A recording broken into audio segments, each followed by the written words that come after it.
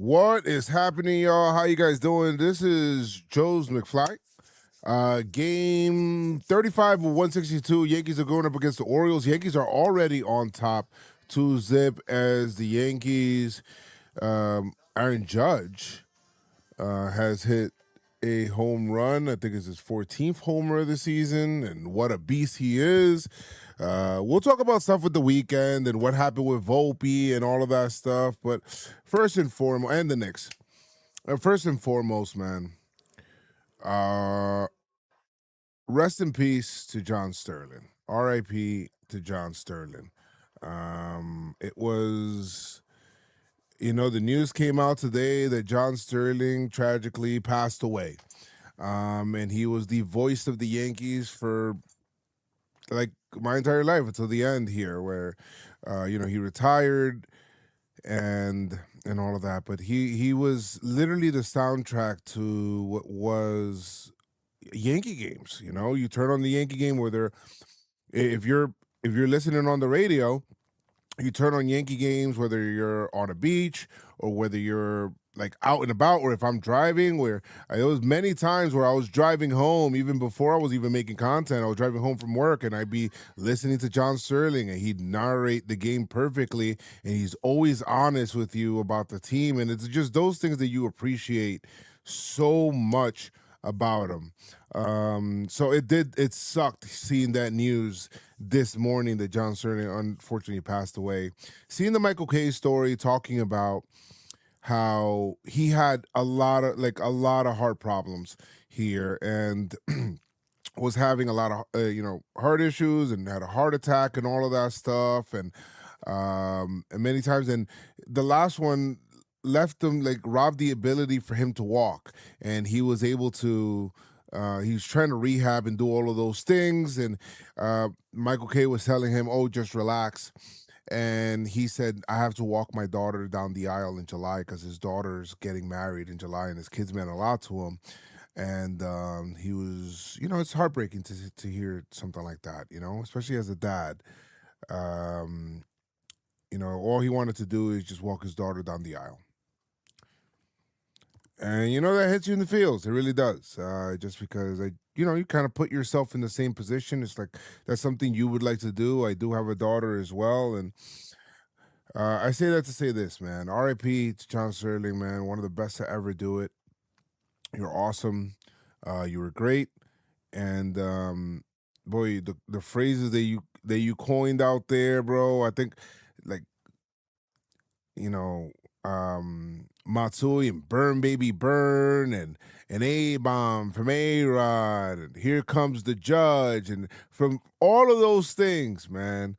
We're going to sorely miss you, John Sterling. You were an absolute GOAT, and you were the man and the perfect guy for the job. Go Yankees. An absolute legend, for sure. But it is heartbreaking to see and to hear that. So thoughts and prayers with the family, with his daughter, with his kids, and anybody that was very close to him. He was always nice to me whenever, I did see him and whatnot. But other than that, he's R.I.P. to John Sterling.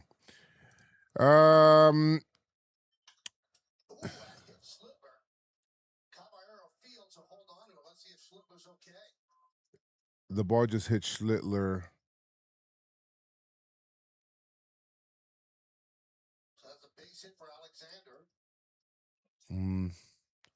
He looks like he's okay, but they're sending people out there. Where did it hit him? Because he's got thinner legs, right?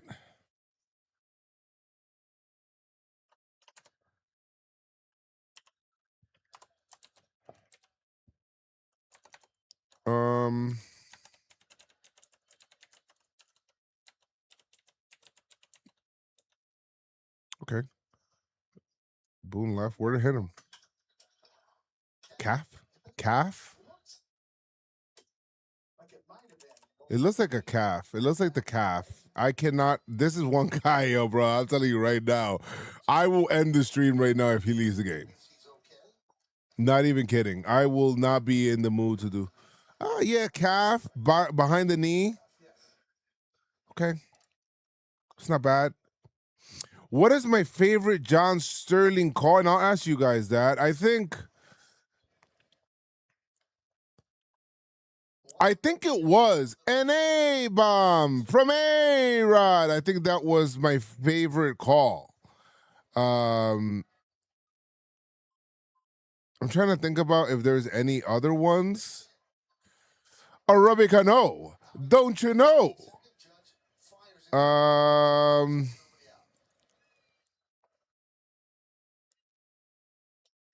I do like an A bomb from. I mean, that's like that's an S tier call, right?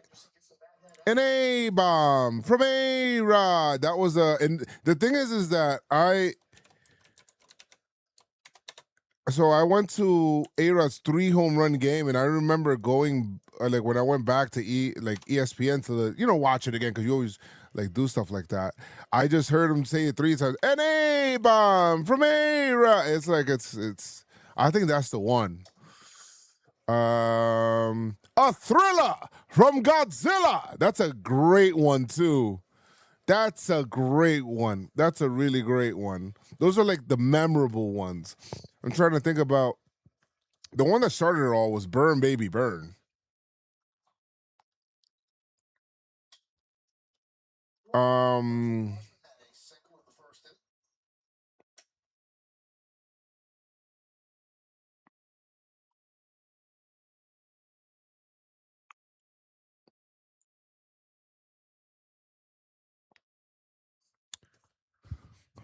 I'm trying to. The one for Didi, I think he said yes indeed. That's a double play. That should be a double play. Double play! Beautifully turned double play, man. That was great. That was great. Hell yeah. I love that double play turn. Holy shit, that was great. Yeah. It's a guarded party. Are you covering both Yanks and Knicks? Yeah. I gotta bring up the Knicks. Gotta do the Knicks Phillies, bro.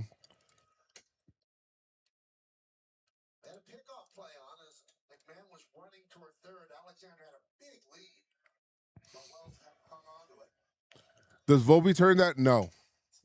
I'm convinced he doesn't.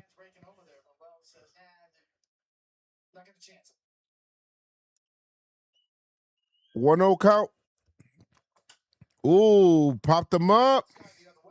Bro, the biggest thing that I've come away with, like I always like to see whenever I see a team for the first time, I always like to give like what's my first impression on that team. The Orioles are they are bad. Like we've seen the Red Sox and they're bad, and I've been watching just Mets also because it's funny, but like these guys are bad. Like they're freaking bad, dog. Defensively, they're horrible. Offensively, they haven't been good. I don't know if they're being managed the best way. The Orioles are. I think that's one of my biggest surprises so far. I didn't expect the Orioles to be this dog shit. That's a strike. I didn't expect them to be this bad. Their pitching isn't good. I don't know what's going on with them. Defensively, they're really bad, man. I watched the Yankees play them in these 3 games. Now, regardless of what happens, they can win today. It's possible. I don't know. Unlikely, but possible. But these guys have not looked like a major league team. Like, I looked at them, and without even looking at record, I kid you not, I'm like, this team's going to lose 100 games this year. If they're playing like this, they're going to lose 100 games this year. I don't understand why. You got Pete Alonso, Gunnar Henderson's out there. Like, what's happening with that team? Adley Rushman, what's really going on, bro? Because they are cheeks. of the highest regard. By the way, Ben Rice left yesterday's game with it looked like he jammed his wrist or something like that, or like the ball hit his wrist on a pickoff play. 2-2 count coming up here. Oh my God, Cam Schlittler's a freaking demon. Full count. Aaron Boone on Ben Rice. This is 50 minutes ago. This is from Brian Hoke. He said this is left hand bruise. He said when he's ready to go, he's ready to go. We're not going to force him back in there when he's not capable of being Benny. It's a bruise. It's not like he's playing with a torn MCL, but he's going to be fine. So I got really nervous. Yeah, Holiday is another one. I got really nervous when I seen Ben Rice leave the game and then seeing him wince and do all that stuff. I'm like, oh my God, please don't do this. Don't do this. Don't do this. Like, I know that the Yankees are going to struggle this year, but I do not want them to struggle because of like injury and shit. I don't want any injury. Nice, baby. Let's go.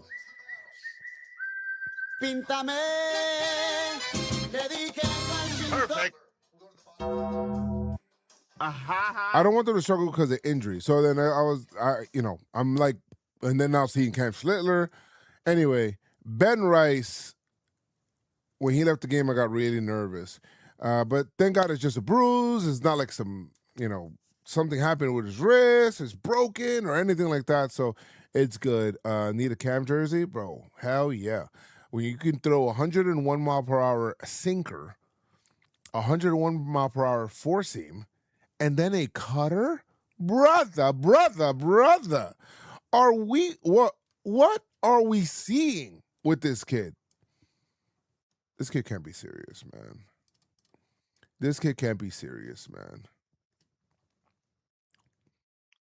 There is no way that he is like a real life figure right now. As an Astros fan with 16 injuries, I can confirm you don't want to struggle because of injuries. Yes. Rubber Duck, like the Astros, the Red Sox, the Mets, they've been bad, right? Like really bad. And I haven't like really taken, and Steven, thank you so much for the sub. I haven't taken too much like okay, they suck, But the Orioles, my God, guys, they are bad. They are so bad on so many different levels. I did not think that they would be this bad. I really didn't. And maybe I'm just an idiot. Maybe hey, Joe, you just don't know ball, dog. You don't know bow.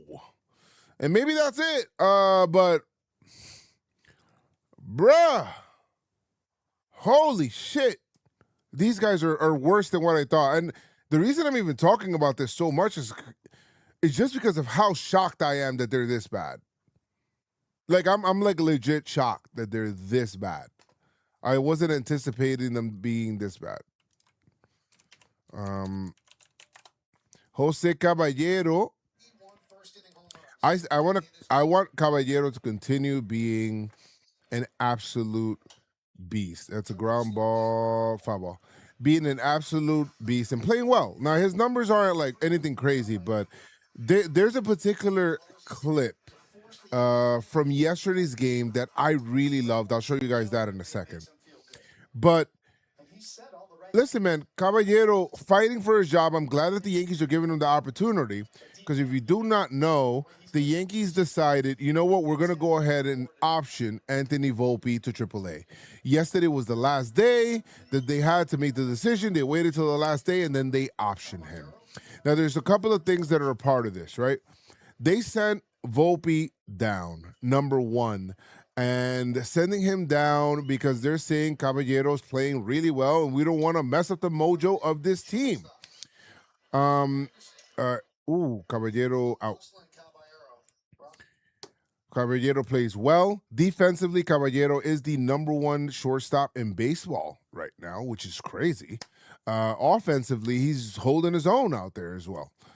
Coming into this game, he was hitting about 260. It's fine.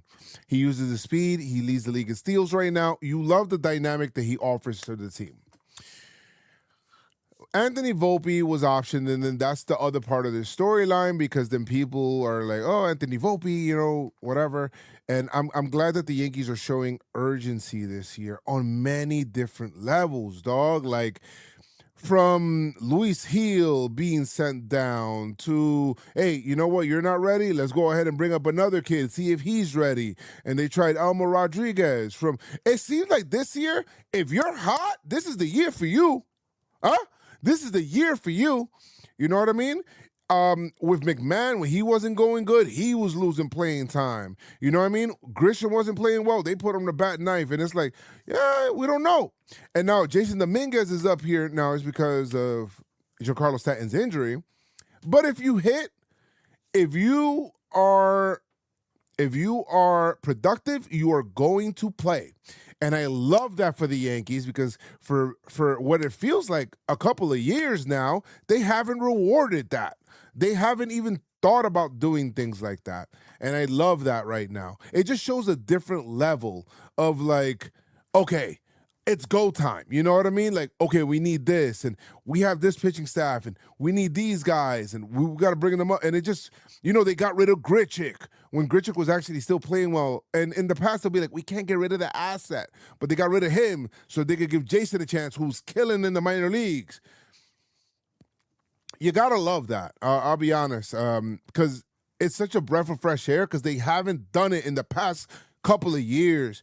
In an infuriating rate. Oh my God, that was Grish. It looks like he's splitting the gap here. That might be a double for Trent Grisham. Guys, watch out for Trent Grisham. I think he's gonna start hitting really soon. I know his numbers are dog shit right now. Oh my God, they bobbled the ball. And he goes to third.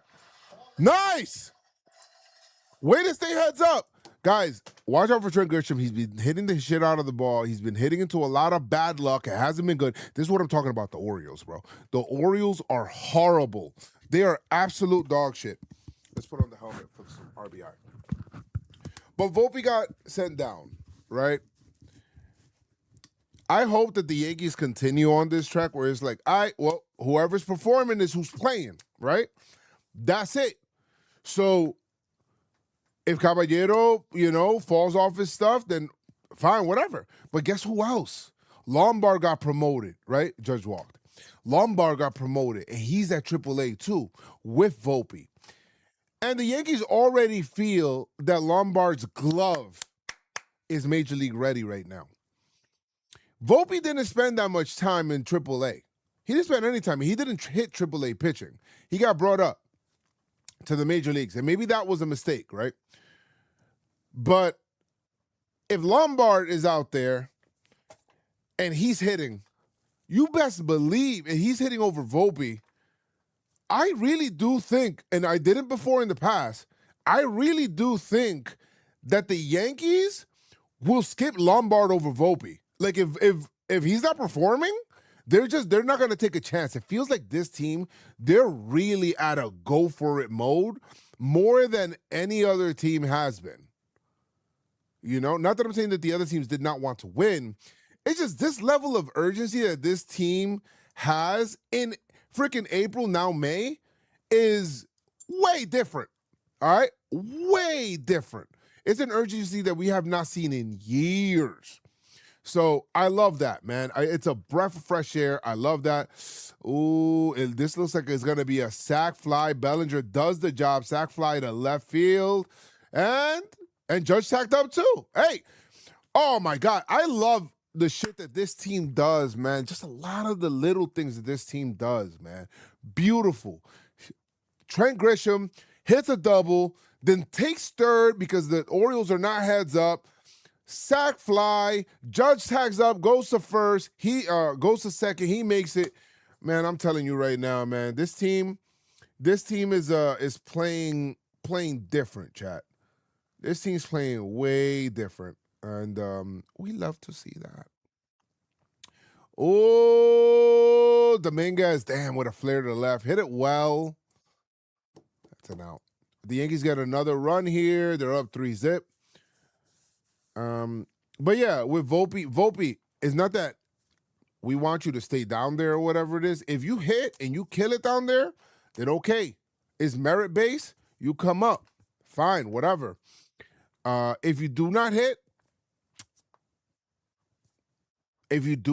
then I mean, then it is what it is, though, bro. Like I don't want anybody being promised shit. Like why, bro? For a while, it felt like they were treating him like he's like a top level shortstop when he wasn't, dog. Like it's he just wasn't, and they were giving him this treatment like he's a superstar. Now, Judge had a quote today because they asked him about Volpe, and Judge was like, yo, I was on the phone with Volpe 30 to 40 minutes talking about the demotion or talking about him being, when the news came out. 30 to 40 minutes? Brother, are you serious? Like 30 to 40 minutes? What? I mean, that's all right, I just hope he's not down there having no pity party or whatever it is. I don't think he is, but this is the first time where it's like, and this is why I like being like sending down players to see how they handle it. And if they come back and they're better or whatever it is, then okay, that's great.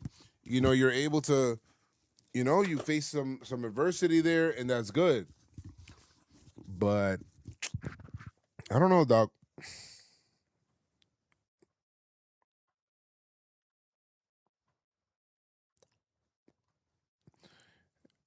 I don't know.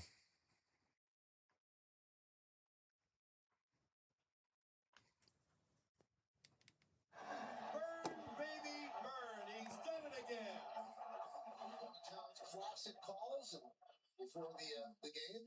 The Yankees had me and Susan put roses down on home plate as John Sterling with a bowler style was beautifully done. They played so many of his home run calls, and Bernie Williams was the first personalized home run call, and he just sprung it out of nowhere. And I looked at him and I said, "What was that?" And then it got a good reaction, and he just did it for everybody. Now, Bernie, Meredith is downstairs, and Bernie posted something on Instagram, right?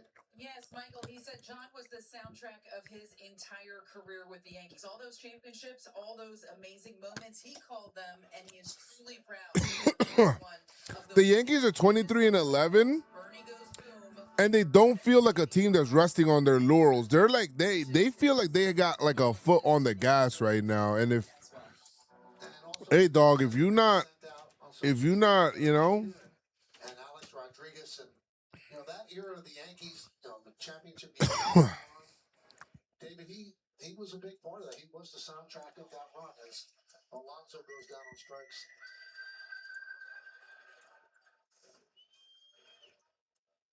Schlittler's got that two-seamer running. Boy. Just eating up Alonso. Just chewed him up. Coming out your living room, you can see the orientation, the spin, and the run. And we love listening on the radio in the clubhouse, Michael, to John and you, for that matter. It was always on. The game was always on in the clubhouse. We always listened. That was so weird. You guys didn't have the TV on yet. The radio. The radio was on. I mean, there was a TV on in the back, right? The old food room, but not in the main clubhouse.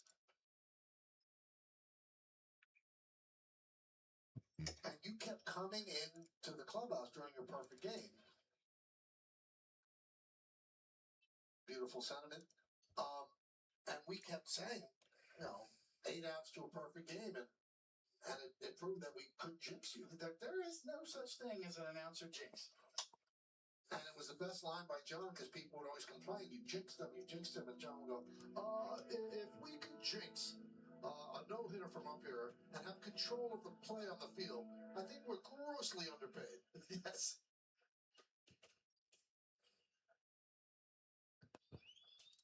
Okay, here we go. Still 1-2 on Messiah. 1 second, guys. I'm trying to do something here.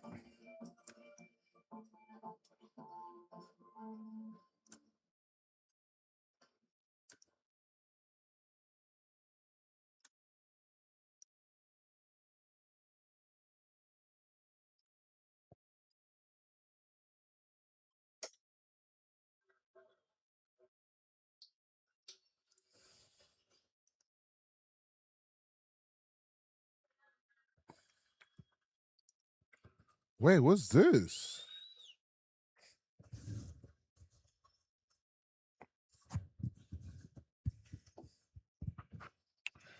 Rays need to, bro. The Rays are good, man. The Rays have been playing well.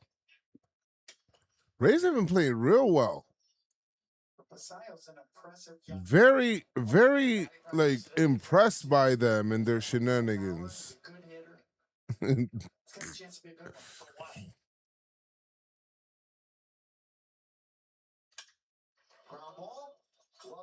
Nice.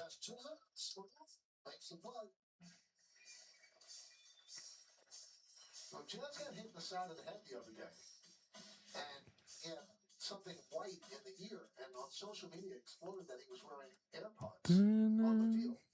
And he laughed about it. He said, AirPods. He goes, I would have to have the phone in my back pocket. AirPods. Menu. Dug out to second base. He goes, I had a big cotton ball in my ear because my ear hurt. Yeah. That people care about me.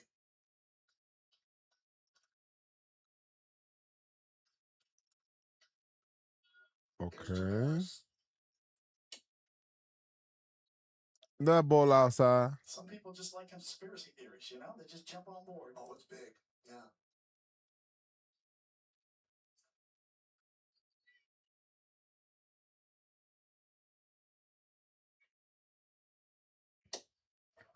Steve Reich.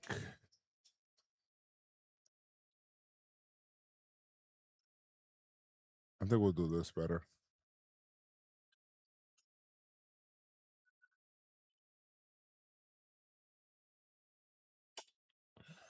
She knows. She knows. And I know she knows. Tavares didn't like the call, but didn't challenge. 1-2. Ooh. I might put, let me see. Should I put what should I put on the screen? Should I keep the chat here?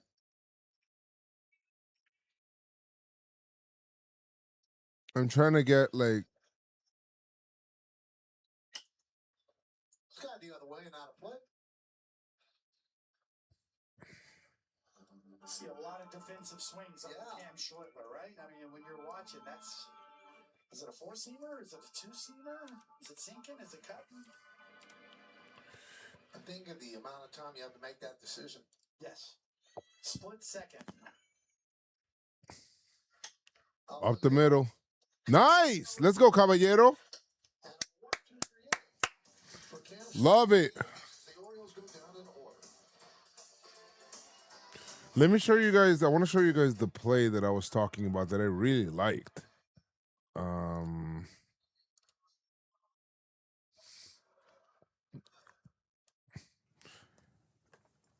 It was actually a couple of plays where I was like, damn, this team's different. Let me see. Let's see if I can get it up. You know what I mean.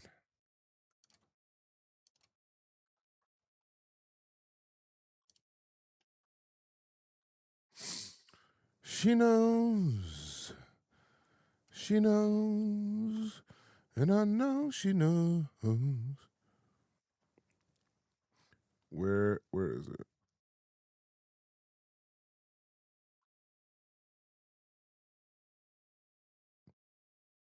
Ah, damn, I think I fucked up.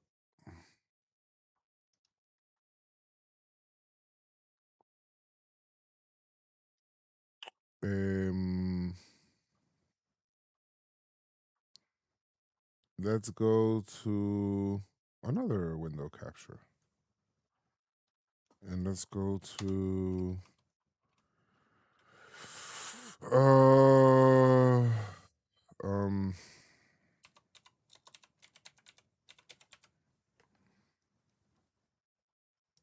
this will be cool if we can do this. Where is it? Is this it?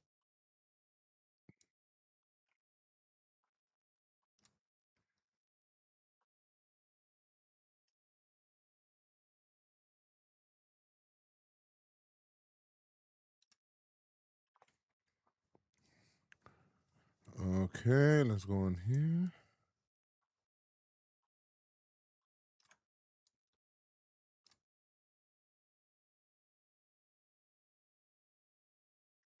Jazz Chisholm Jr. A 2-run home run by Judge in the first, a sac fly by Bellinger, scoring Grisham in the third.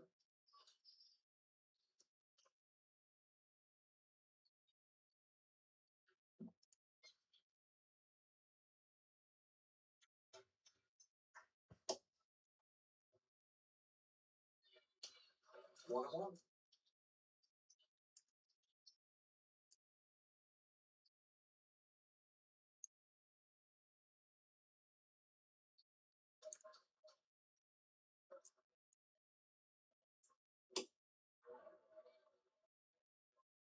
One and two.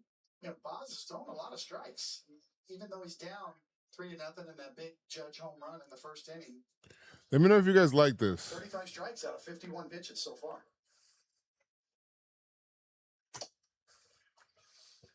R.I.P. John Sterling, man. 2 and 2. All my homies love John Sterling.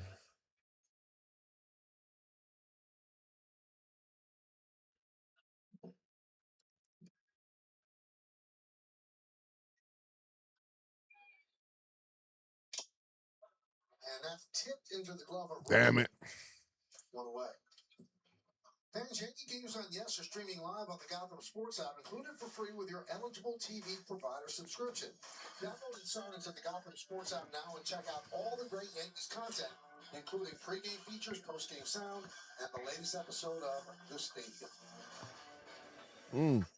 There's Paul Goldschmidt struck out in the second. Yes, keep. Okay. We can put this here. 1-0. Loki, I kind of want to make this a little smaller. Hold on.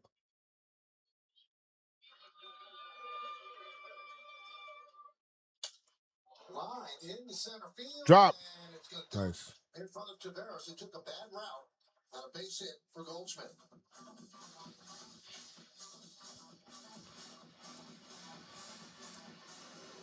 You talk about a knuckleball. And this ball had a snake on it out to center field. I mean, you can see it from here. It's going right. Look at it turn back left. Taveras had to stop on his tracks. You see on your super shot, right back at you on the button.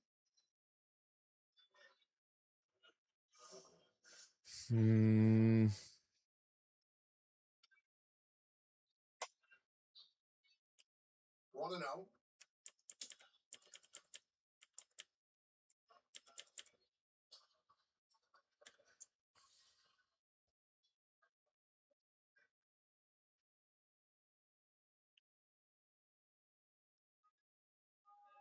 Oof. 1-1.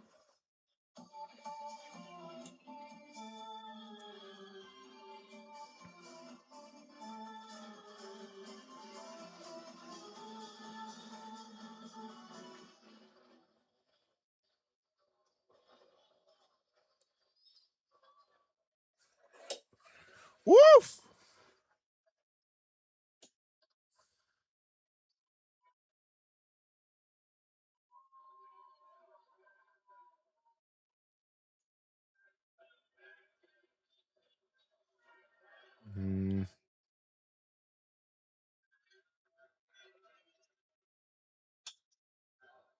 Come on, Wells. Give me something here.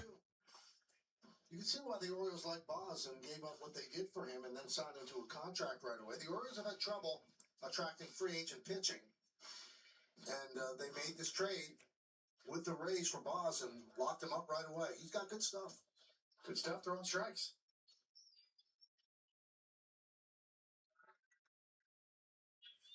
Trying to get creative here. 2-2. No. Let's see what else we can put here.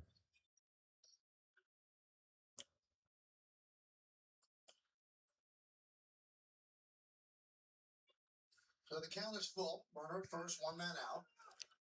Wells calls time. She knows. She knows. And I know she knows. Fam, been waiting to see the Martian lead off, but I feel like Grisham is heating up. I mean, Martian heating up. Knuckle curve gets Wells. I don't know. I don't know if Jason Dominguez is gonna get to that, right? Coming in the back door. You can see Wells just a little late reading it. You can see Like, I'd love that, but it doesn't feel like.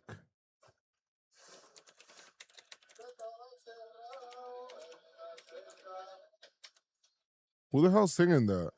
And a strike to Ryan McMahon, who struck out in the second. 4 strikeouts for Boz. 2 this inning. all those years of broadcasting with John Sterling. What bothered him most? Were the slow umpires? Slow umpires bother him and loud stadium noise.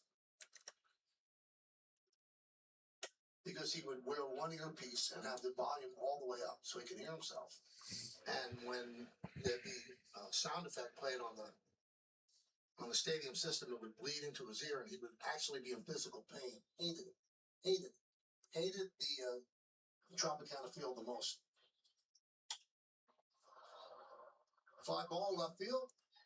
Cows are there. Puts it away. No runs ahead. 1 man left.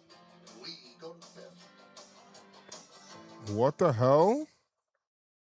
Why does it look like this? Mohammed! Looks like the Knicks aren't on pace to drop 40 points in the first quarter. Right. And that's okay.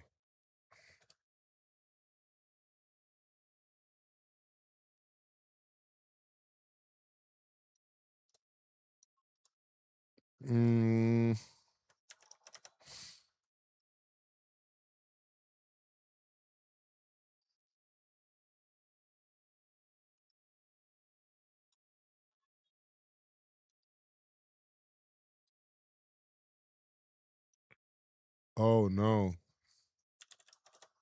I think it's this.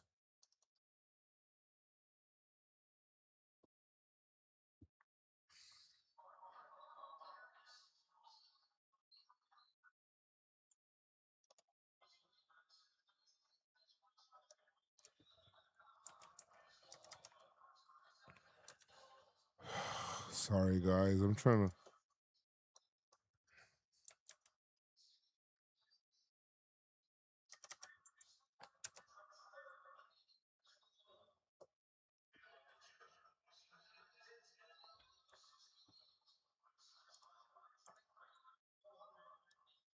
I don't know what's going on with this shit. It's time for Pinstripe Pride, brought to you by Toyota, the official hybrid vehicles of the Yankees. And tonight's picture is of Gavin and Alex, who are loving the Yankees' power surge lately. Use the hashtag Toyota Pinstripe Pride and mention yes in pictures you post to social media to reflect your love for the Bronx Bombers, and we might spotlight you in a future game.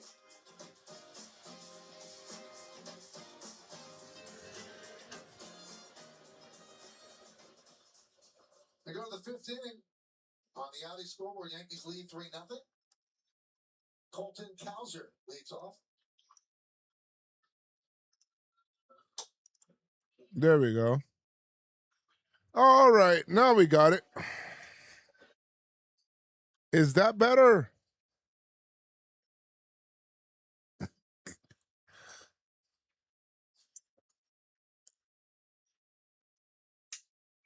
Joe's, can you stream faster? I have a flight to catch. What?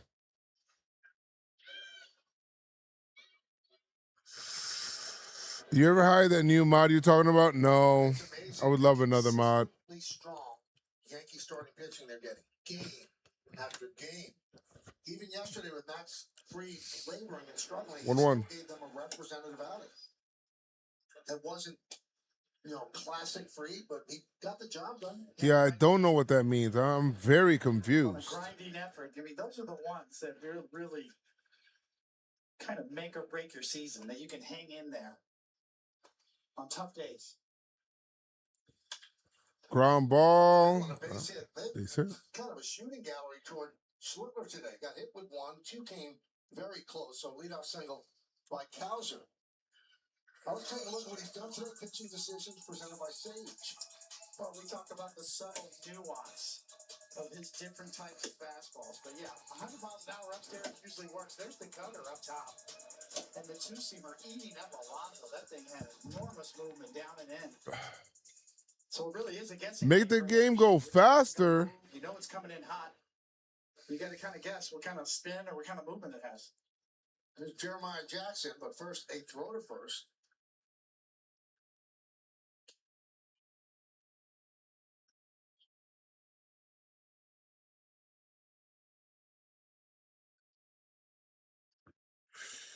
Oh, Lord, Lord, Lord.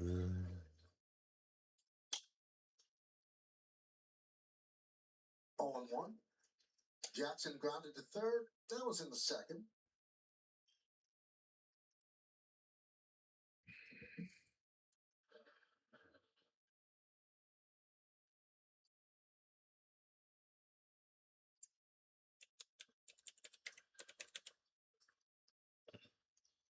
Let me see if I can find that Talking Yanks video.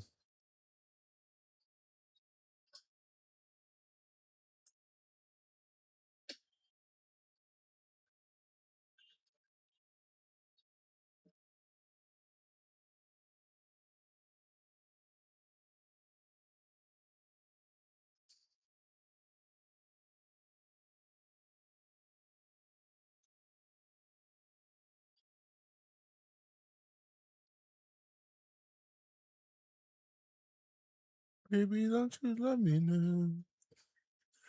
There's so many ways. Ooh, that's a ground ball. Oh. That wasn't getting there. Couldn't straighten himself to make the strong throw, so the backhand flip to Josh Chisholm, but cows are too fast. There's so many ways to love you. Good job getting to it. Oh my God. He opts for a backhand flip, and there's really no chance at that point. It's too far. Kowser had too good of a jump.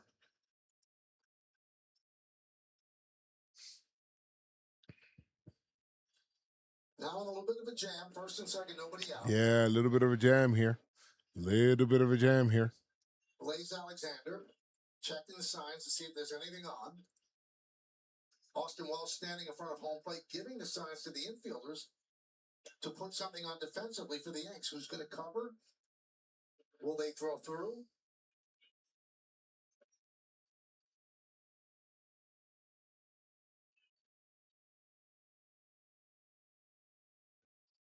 Come on, Cam, let's go. Going up against Blaze. That's a ball. In Texas, we had 2 on in the 6th inning. The Yankees did not go to the bullpen.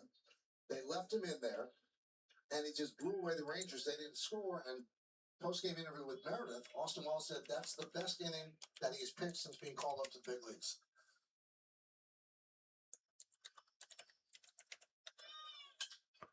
Oh, we could get 2 here. 1. 1. Attaboy. Nice. Beautiful, man. Bro, oh my God. His ability to get the 2 ball, man. His ability to get that 2 ball, bro. Holy shit. And gets another double play. So when Schlittler needs ground balls, he can go to that cutter and get him on the ground. Twice tonight, he's been able to do that. Wild to me. Wild.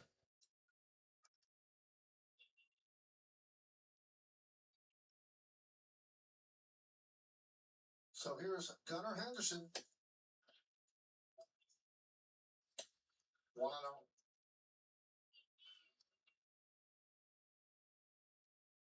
So he doesn't get affected by the dreaded third time through the order.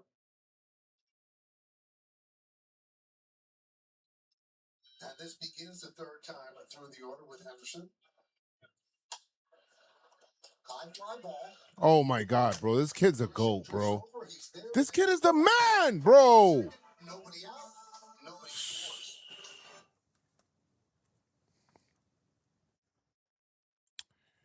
Joe's, this is the test. I recently changed the color of my name in the chat. What'd you change it to? I'm using a different thing to display my chat so I can see them both.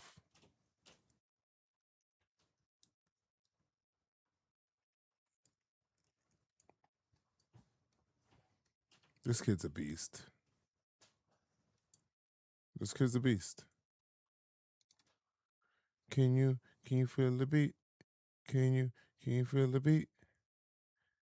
Can you feel the beat that's in my heart? Can you feel the beat that's in my heart? Can you feel the beat that's in my heart? Can you feel the beat that's in my heart?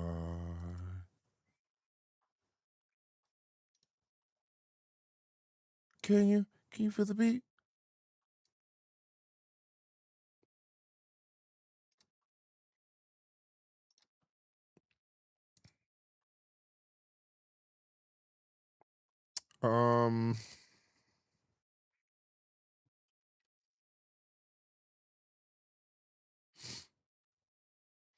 Killer, killer, killer, killer, killer, killer, Cam. Killer Cam, killer Cam, killer Cam, killer Cam. All right, let me see if I can show you guys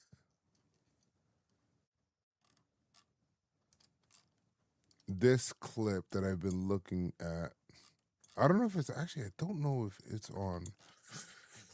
on Twitter. It might be on Instagram only.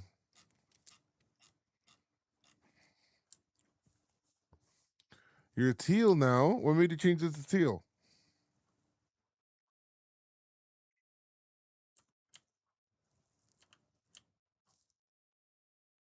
Is this it? No. Ben Rice is day to day. Ben Rice is day to day.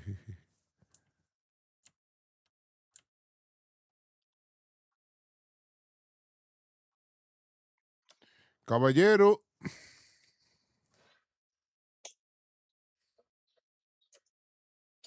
1-0.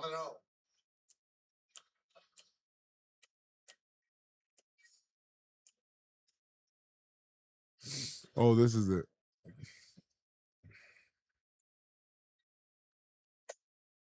Did he go? Yes, he did. Kind of waved at it. 1-1.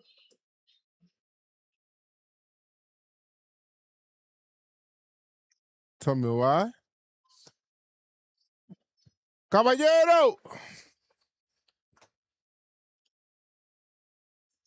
Now, the Orioles manager, Craig Alvarez, said after the game yesterday, he said, this is a little early crisis point. You have to declare what you're going to be. Are you going to continue to fight, or are you going to let this season get away? And, the Orioles right now come in a season high, 4 games under 500. Oof, Caballero.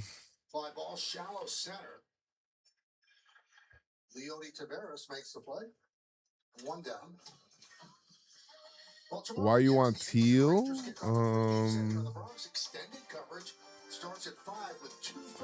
I'm not sure. Yo, guys, Josh Jung came to the office today. He was pretty cool. He's cool as shit. He was laughing at me because he says that my reaction to his walk-off yesterday gave him like more confidence and shit. 2 for 2 with 2 doubles. A pretty good start to the night for Trent Grisham. And he scored 2 of the 3 runs. To your point before, Michael, that shows you the value of a stopper on a team to avoid long losing streaks or to avoid getting swept. And on the Yankees side, the last couple of years, it's been Max. What was your old color? Wasn't it green? After a Yankee loss. Or I'm not So sure. far this year, early going, the Yankees have had 29 starts allowing 3 runs or fewer. That's in the first 34 games. And in those games, they're 21-8. And those 29 such starts, that ranks second in the majors to Milwaukee's 30. And they've had some opener games, the Brewers.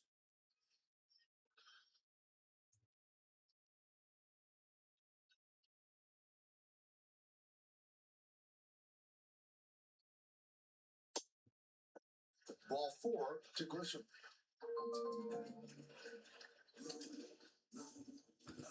That's a very good night for him. I'm the king of New York.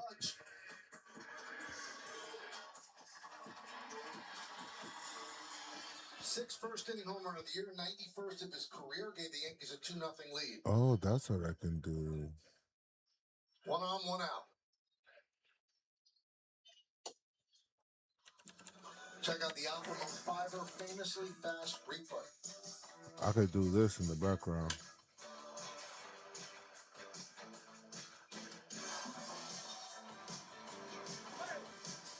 Into the Yankee bullpen. Up the middle. Aye. Right there is Jackson. There's one. And there's two. For the final 2 outs of the fifth. We'll go to the sixth. Yankees lead this one 3-0.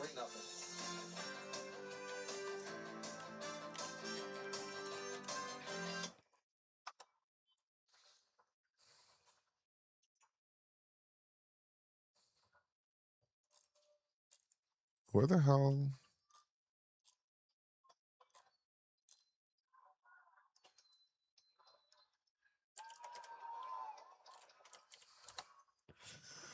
Let me see if I could find the beats here. All right, let me show you guys the plays that I was talking about.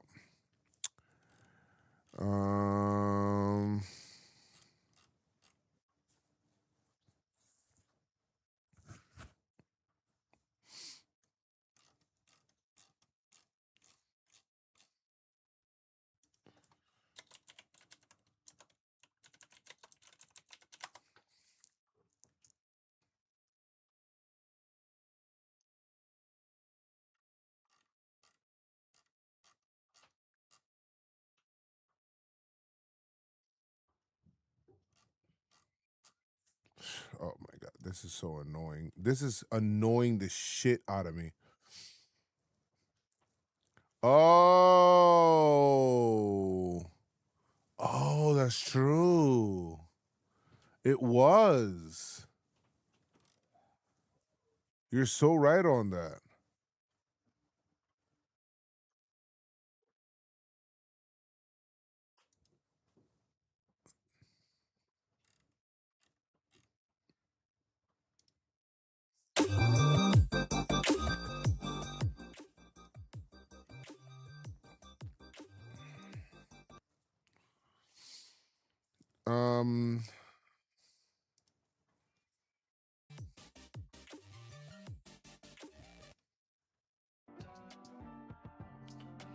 All right. This is what I was talking about here. No, not that. Not this. Not this. But this. So this is what I mean.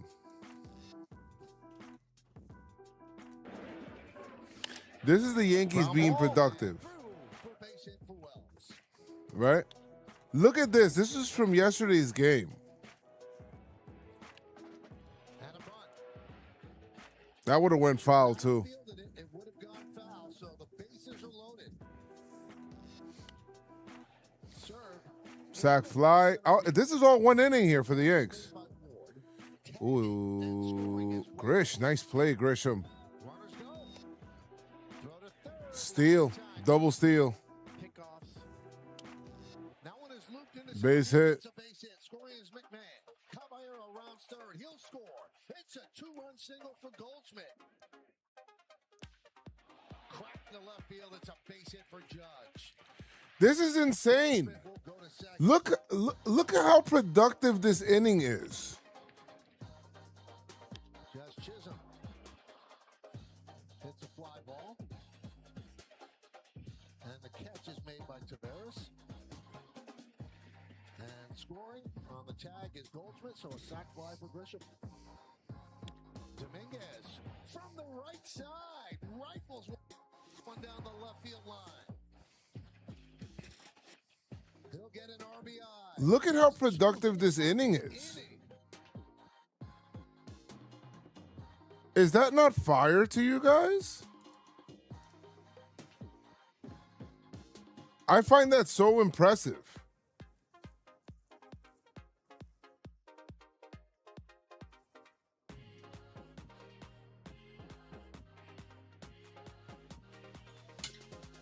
Up the middle. Ah. He'll have no play. Damn it. So a single for Beavers.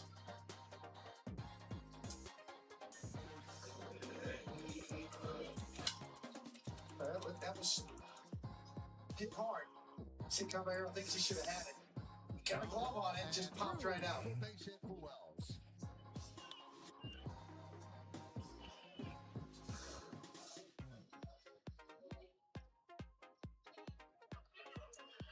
Here's Pete Alonso. 0 for 2, fly ball right, strikeout. Crowd of 36,802 on this Monday night at Yankee Stadium. Doing my part exactly, bro. That inning had a lot. That inning. I hope that we're able to build innings like that in the playoffs. And there's a base hit. That's so important because that's what's been missing from the Yankees. Second, Judge throws behind him. He gets back in time. A couple of those hits this series for Alonso. Got a little bit off the end of the bat. Robertson, thank you so much for the sub. Welcome. But nobody home at second base. See the vibration on the super shot.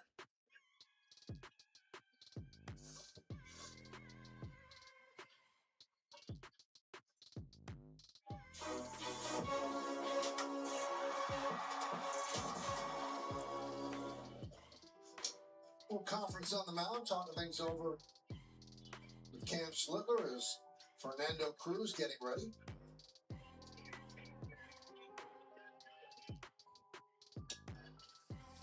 Cam's at 83 pitches here in the 6th inning. One man out, first and second. Bullpen budget brought to you by Citizens. Make sense of your money with Citizens. I'd like to stay away from Doval and Bird. I think everybody else is very much available. Doval. They don't like to do 3 out of 4. That's why they like to stay away from them. Oh, popped them up. It's a Nice. big out to get. Messiah, dangerous. Lost one to left field. Bellinger is there to make the play. Round number 2. You love to see that, chat. You just love to see that. Cam Schlittler is pretty close to Leodis at Tavares. all of his pitches tonight, which is an absurd rate of strike throwing. 76% strikes with his cutter tonight. 4-seamer, cutter, sinker, all of them at 65% or better in terms of just throwing strikes with those pitches. All 3 of them. Tavares jumps on the first pitch and fouls it away.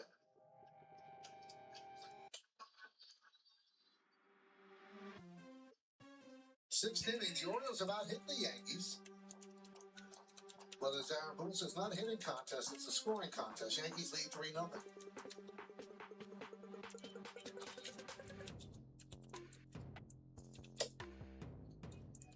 So it's weird. Schlittler's had electric stuff right from the very first inning, but he has had some jams that he's had to work out of.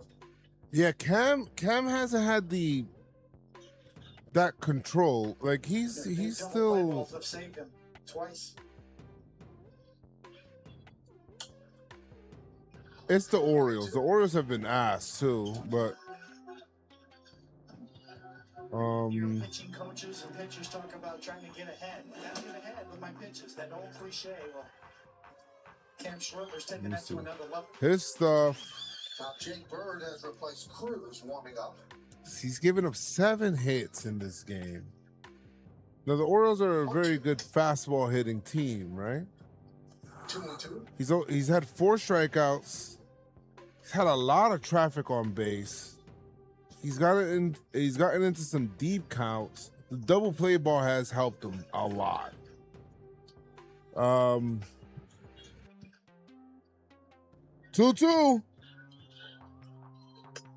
Nope. Held off on the 4-seamer, and the count is full. Gives the Orioles a little bit of an advantage. The runners will go with 2 outs and a 3-2 count. Why is Noah's chair here? Beavers off second, Alonso off We first. stand up. Yankees lead by 3-0.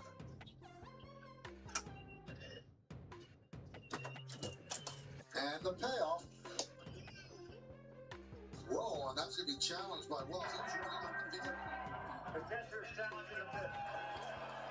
He's challenging. Please let this be right. Please let this be right. Off the field right now.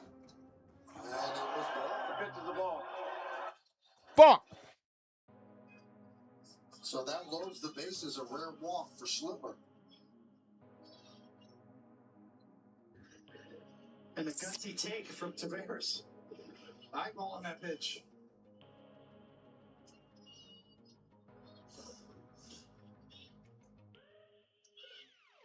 Here comes Matt Blake. Slipper is at 90 pitches.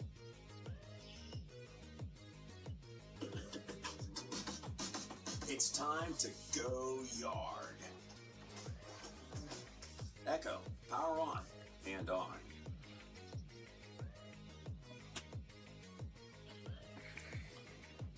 Schlittler wants the opportunity to get out of this here. You know that. He wants the opportunity to be able to get out of this right now. Was reached twice, a walk and a single. He's got bases loaded, 2 outs.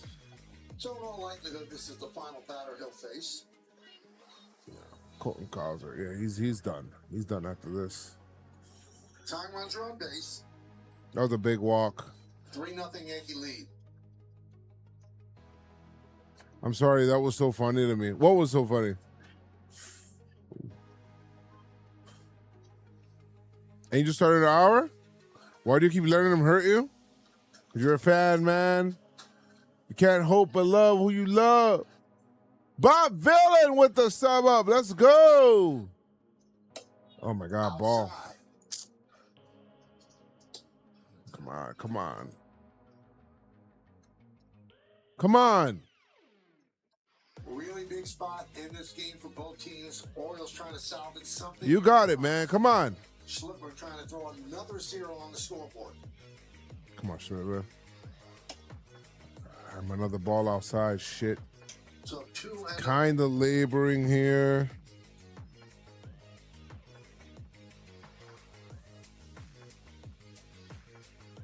Come on, Papa. 2-0 count, 2-0. Don't go. Nice, okay. dialed it up to 99 for strike. That ball was leaving the middle of this. He seen it as down the middle. The ball just Now died. Tim Hill joins Bird. There's a lot of movement on that last two-seam fastball, running away.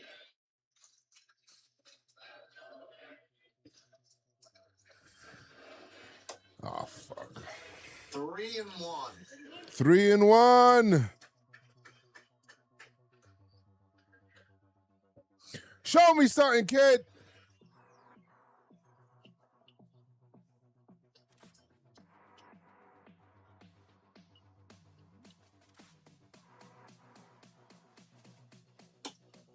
Walk. How about that?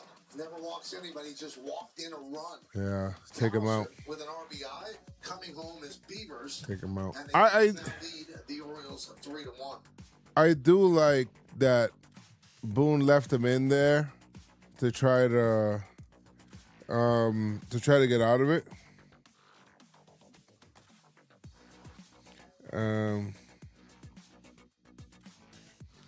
I like that Boone left him in.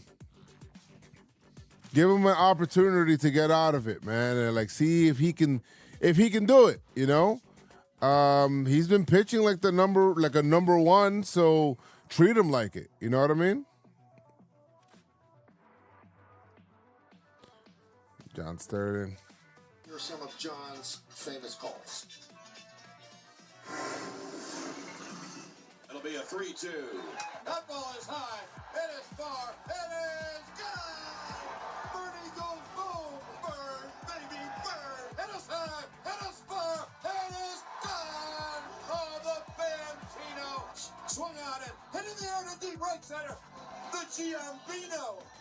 His proudest moment as a Yankee. The pitch swung on. It is gone. Oh, Thriller! Thriller by Godzilla.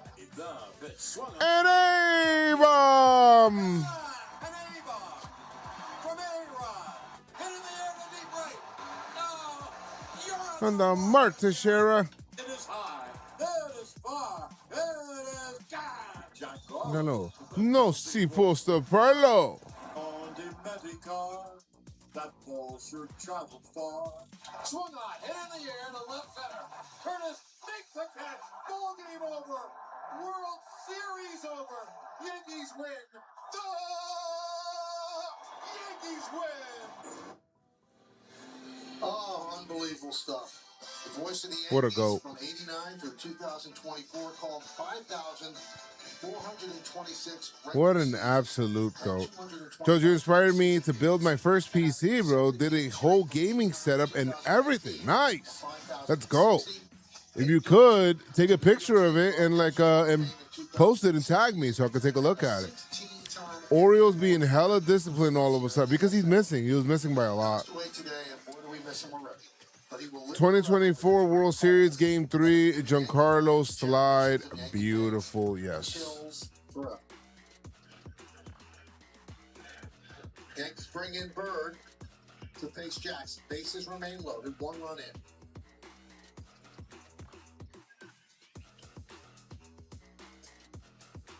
And more trouble with the pitch count.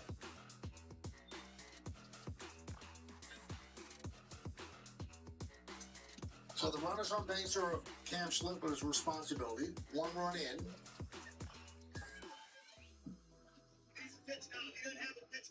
They're saying he does not have a pitch count. So it's not that it doesn't work. He doesn't have one. I just said he doesn't have it. Not having a pitch count is crazy. Jake, why is Bird in here? Bird in here is kind of crazy, I'll be honest. And that was a pitch clock violation, so he starts off with 1 ball, 1-0.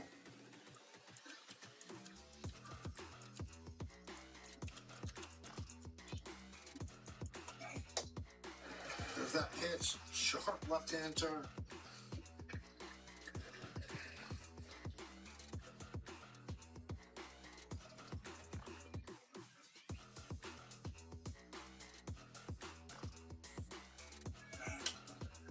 Oh.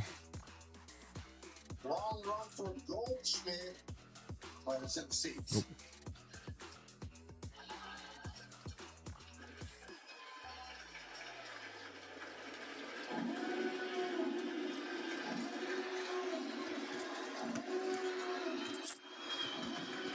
Is the music loud? I don't know if it is. On my end, it doesn't show as loud, but I don't know if it's loud for you guys.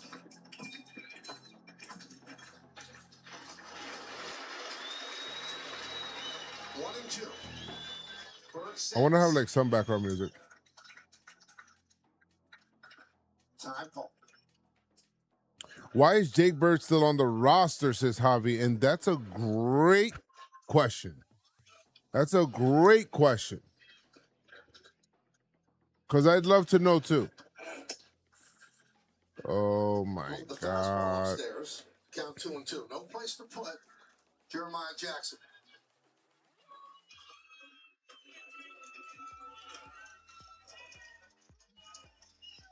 It was? All right. Swing and a miss. Oh my God, massive. Píntame. Perfect. Bro, he said, yeah. Nice. Yeah.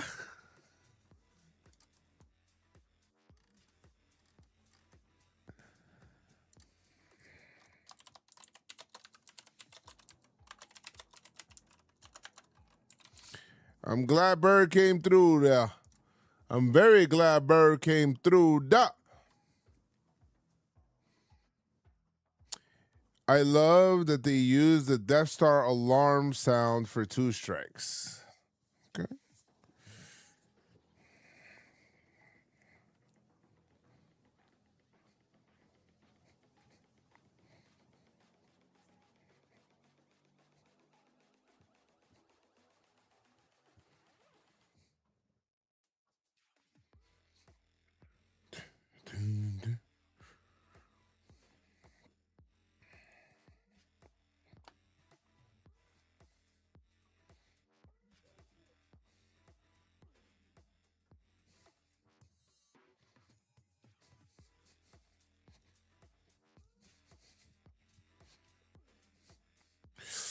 God. He needs to keep my body moving. Need to keep my body moving. Oh, shout out to JoezMcfly for inspiring me with the building of my PC and eventually a gaming setup. Ooh, nice. Oh my God, I love that One Piece gaming, that One Piece Secret Labs chair. I love that shit.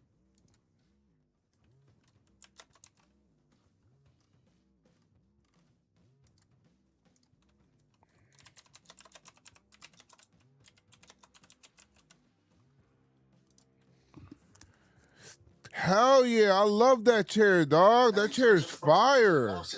And I like the sit stand. That's it. Cowser puts it away. A good sit stand is good for you. Now, Meredith, you have a lot of Sterling stories, I'm sure.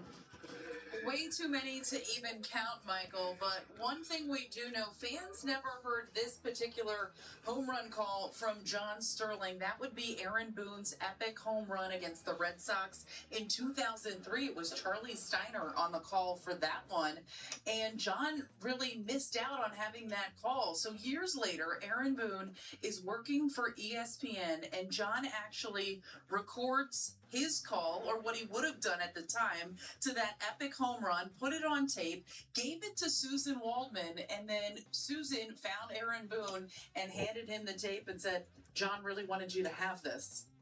And Aaron took it home and he said he listened to it. He's not sure where the tape is now, but what? Anyone that knows John would believe that story. And I would love to hear that home run call, Michael. Wow, what a great story, Meredith.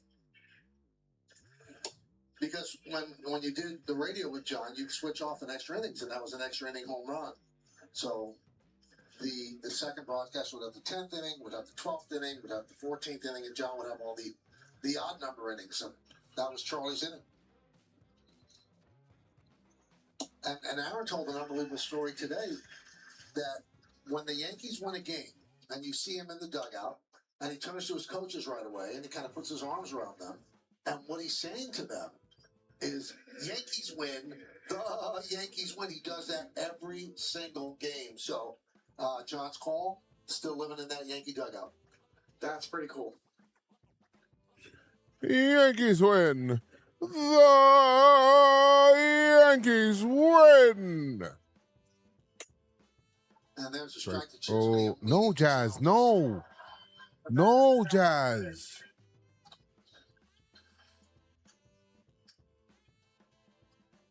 And he draws. How's the ball? Thank God. Oh, my God. Redemption for Jazz.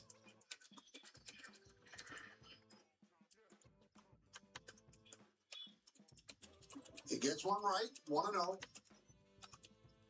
Has to make him feel good. 2-0. I was so scared. So he has 8 pitches challenged, and that was the second one he got right.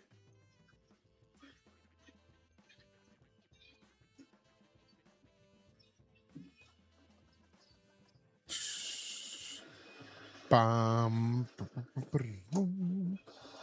Somehow got out of the way of that. Count 3-0. We're in the bottom of the 6th inning. It's 3-1 Yankees over the Orioles. The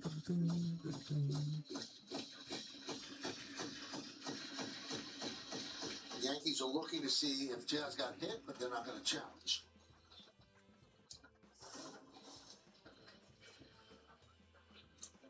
He kicked it, but he didn't get hit with it. 3-0. This is the take automatic, right?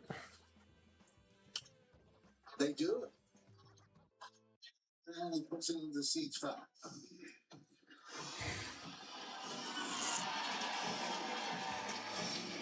That bounced in the lower deck and bounced all the way to the first row of the second deck, where a fan in a Volpe jersey made the play. Pretty nice. And gave it to a kid.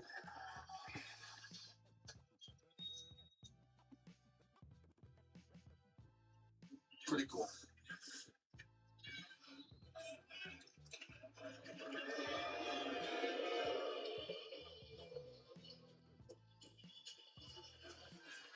Good time for Dominguez to be going here on a 3-1 pitch with 1 out. Stay out of a ground ball potential double play, but get in motion. Oh! Jazz will hit a gap. What up, Felix? There he goes. Pitch is high. Oh, he's out. Oh, no, that's a walk. That's a walk. So it's a walk to Jazz. 2 straight walks by Dallas. And it's first and second with 1 man out. Now let's listen to Aaron's version of the story after the Yankees win a game. As soon as that final out is made, and I get up to shake players' hands. I go, ball game over. Yankees win. Duh! Yankees win. And I'm shaking all my coach's hands, so I got goosebumps thinking about that. Good job by Aaron.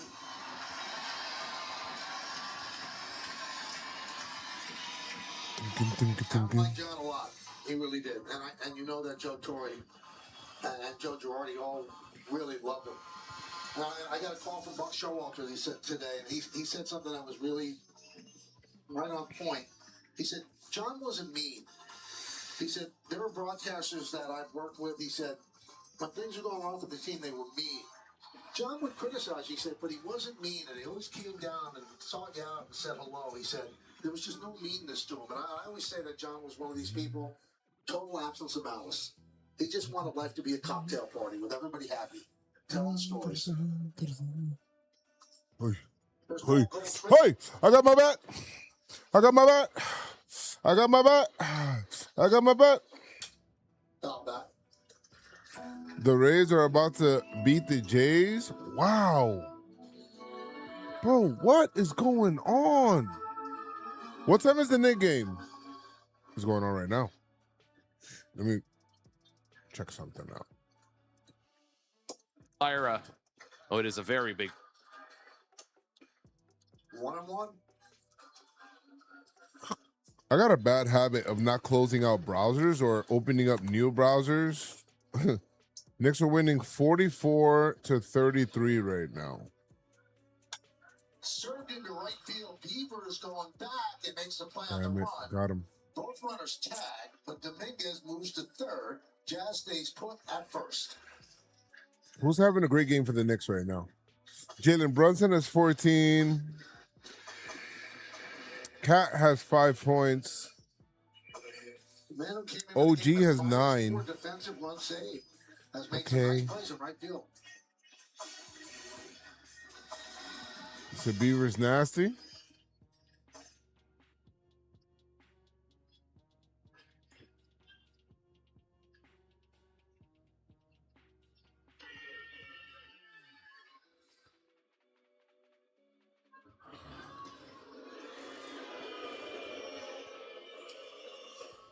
Now you can see Jazz going here. Because if Rushman throws, My friends, Dominguez it is runners on the corners with 2 outs. Runners on the corners with 2 outs. Yankees need more runs. Oh, nice. That's a ball outside. Austin Wells. Yeah, that was the old Billy Martin play. If you got 2 strikes or 2 outs in this situation, you have Ooh, the right there. just go out Kevin and Cash is automatically try to get in a run bring back. the other pitcher, Baker. Yep. Oh, nice take, Wells. Let's go, Wells. Come on now, keep the line moving one way or another. Either you get a base hit or walk, it doesn't matter. Just keep the line moving right here. That's what we want to do. That's what we want to do. Rays just won. 2-0. There he goes. They do throw. Nice. Jazz with a steal. Nice. Stolen base for Jazz Chisholm. I wonder why Jason didn't run. Let me see. Great jump from He didn't really get a good secondary lead. no chance for Rushman.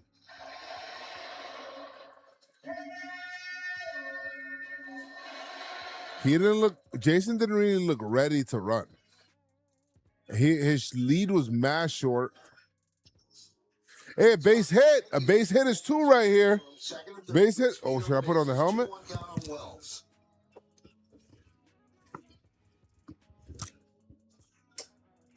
Oh, yeah.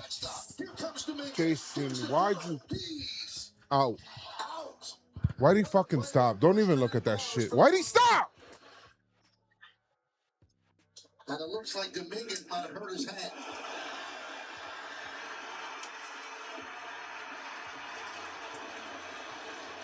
I thought he might have got his hand in there. He's out. And he's asking the Yankees a challenge. He's out. He's out. He's fucking out, bro. No way. Oh. I think he might be safe. Oh. Oh, shit. Oh, la. Yeah. Oh, okay. Maybe. I don't know. And Maybe. then his hand hits into the spike. Crowd sees it on the big board. They think he's safe. Right here. Oh, he's safe. Oh, he's safe. He said, yo, never in doubt, man. I knew that shit, man. Safe. There was a slight hesitation as he was coming home that made it closer than it had to be.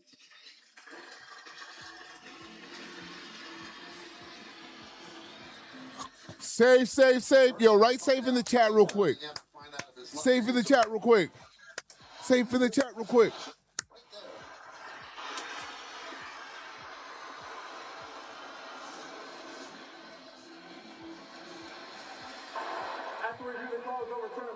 Yeah!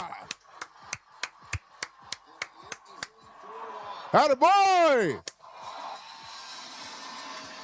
Nice. It's a standard proof right there. Hands underneath the glove. Whoa! He said, let me get a hole, yeah. Hey, yo. Nice. The result of the challenge. So a wild pitch allowing Dominguez to score. He popped up. Big run for the Yanks.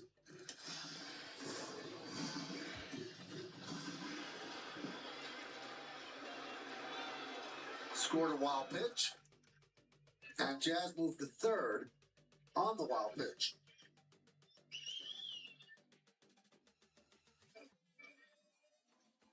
Three-one on Wells.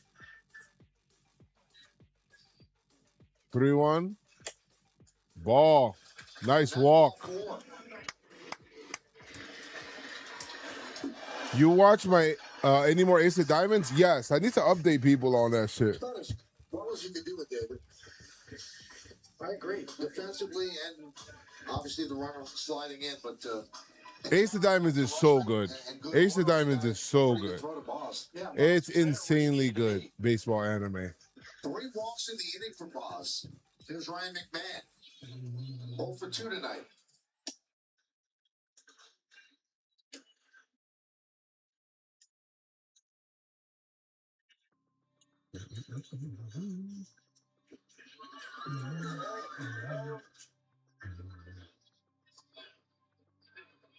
One 0 count.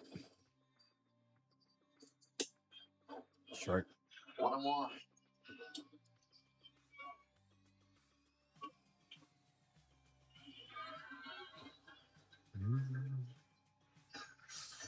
Oh, you read the manga.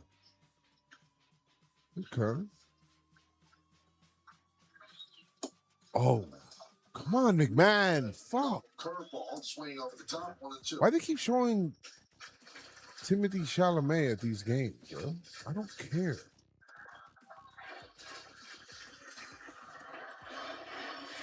Did Murakami homer again? 1-2 count. Let's go. Let's get a base hit here. Line drive, it's up base. Fuck yes! Yes! Oh my God! Wells will stop at second. Yes! I fucking love this team, bro. Woo! I love this team. Press the number 1 if you love this team in the way that they're playing, man. Press the number 1 if you love this team in the way that they're playing, man. Hey.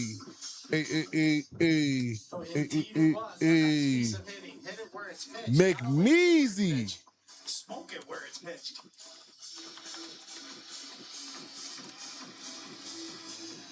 Huge. Line drive. Huge. 100 miles an hour off of McMahon's bat. He's got some pop.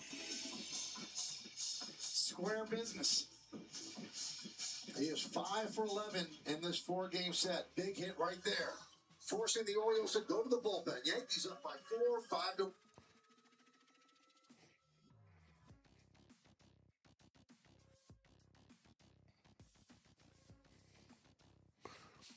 Great stuff, friends.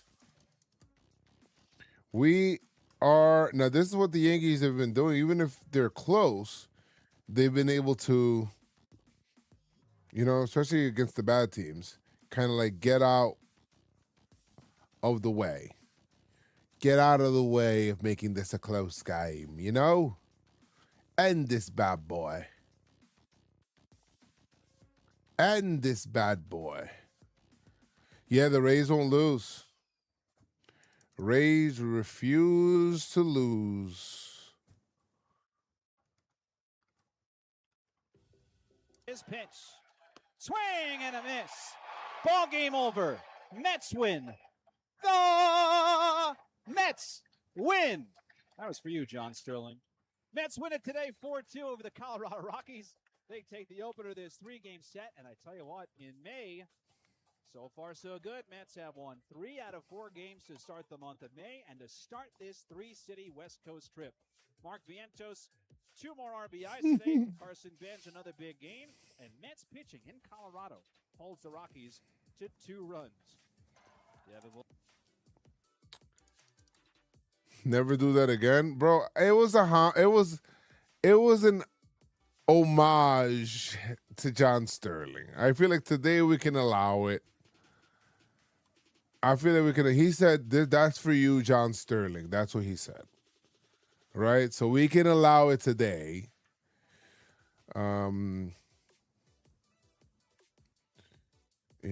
So Takes over. Not a strikeout per inning, just 1 walk. And he'll deal with Caballero first. I get it, Mets, but he wanted to pay, Sinker, splitter, slider from Cano. It could be tough, especially on right-handed batters from that release point.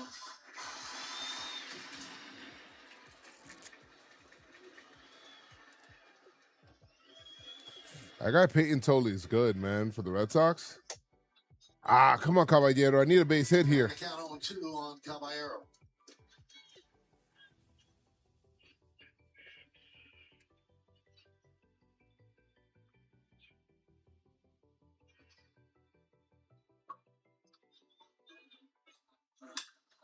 Drilled down the left field line. That ball is. Oh my God, Volpe's never coming back. Caballero, coño! Let's go! Save. Yeah! Yeah! What the hell is that with my voice? Yeah! Oh my fucking God. Nobody clipped that. Oh my fucking God, that shit was so bad. Oh my God, that shit was so bad. 6-1. Oh my God. Nobody clipped that. Nobody fucking clipped that, please. Yo! He laced it up the wall. Vanron's not even in the chat anyway, so it doesn't matter. It's fine. Kind of walks it a little bit. Now you get the hump. And it just got there. What the hell happened to my voice there? The swing, he picks up his 13th ribby. Bro, what the fuck was that, dog? Served into left center field. Ooh. But great job for the Yankees, man. 3 big runs. They're up 3 big-ass runs in this inning that they were able to manufacture. Getting base hits, 2-out hits, good stuff. That was a Dave Chappelle skit.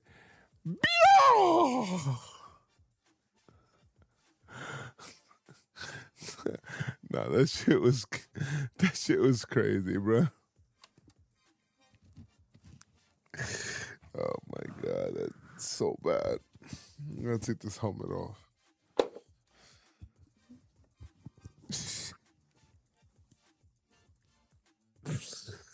Oh my goodness.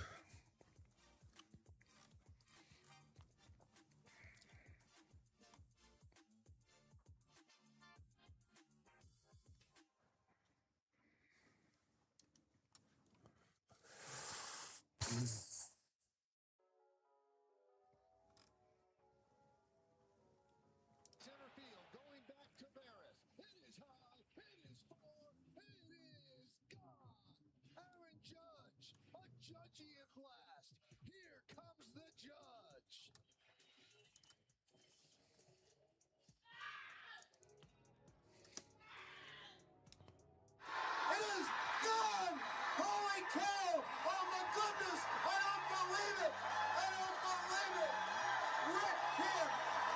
Look him! I don't believe it!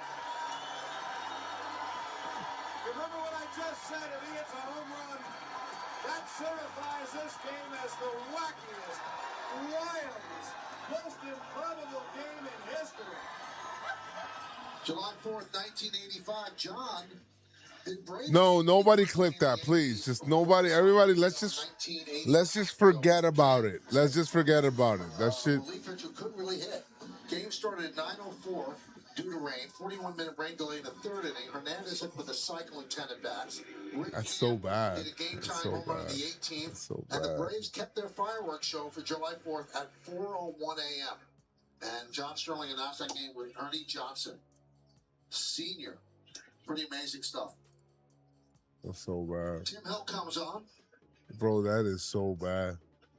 My man said Joe with the little girl voice. Line drive, it's a base hit. Oh, Alexander with a leadoff single. That's his second hit of the evening. yeah, but stay for the next game. To help America's heroes, donate $11 a month and amplify your impact with. Bro, why did my voice has never done that shit ever in my life, bro? I'm not even gonna lie. Ever. Oh my God, he clipped it, bro. Today, and there's a run on bad pitch comms. Yeah! Before the first pitch was thrown by Schlittler, they were having trouble with the pitch com. Let's go! Say. Yeah! And now Tim Hill. Yeah! What the hell is that with my voice?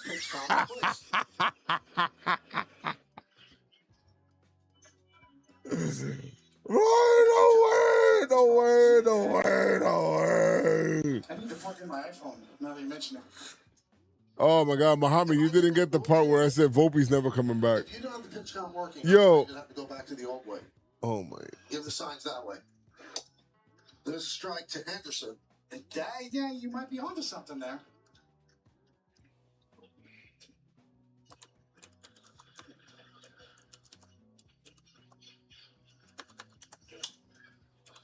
One's a fastball, two's a curve? Yeah. What's your repertoire? What do you feature? One's a fastball, two's a curve. What else? So wiggling fingers is a change. What do you got, a circle? Is that what you... Oh, yeah. Circle K change. Circle K.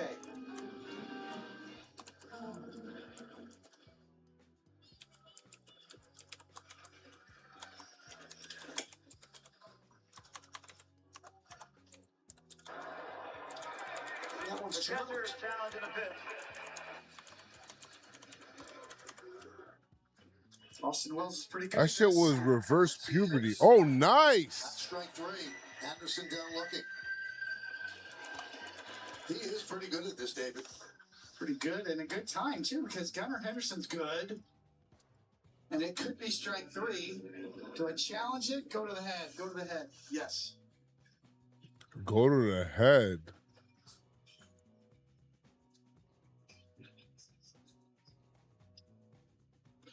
Adley Rutschman takes a strike from Hill. Yankees up 6-1, top of the seventh.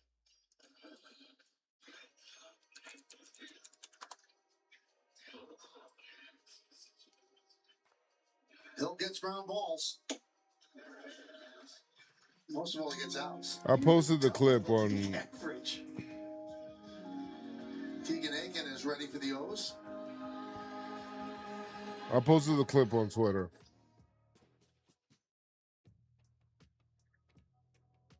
Oh, two.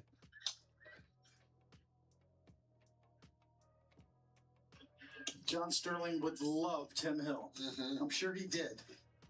No messing around, throwing strikes. You know what you're going to get.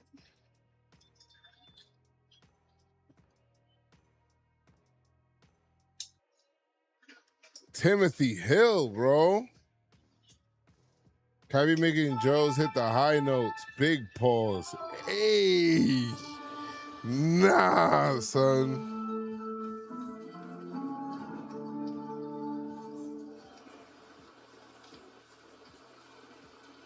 Let's go! Still 0-2. Little wrinkle there from Tim Hill. A little slider. Occasionally you'll see him do that.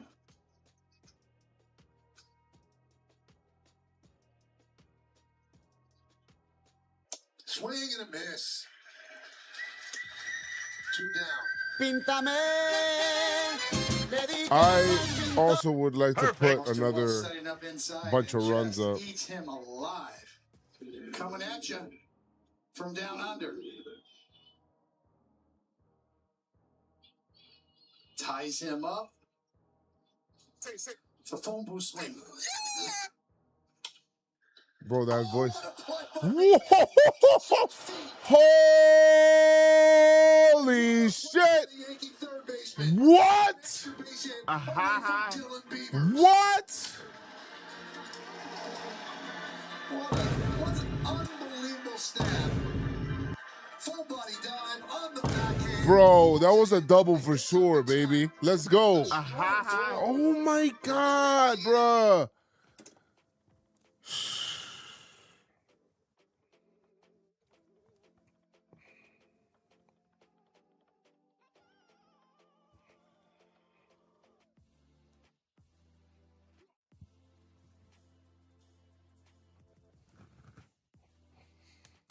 My phone about to die. Cause if I die today, be a holiday, huh? Hey.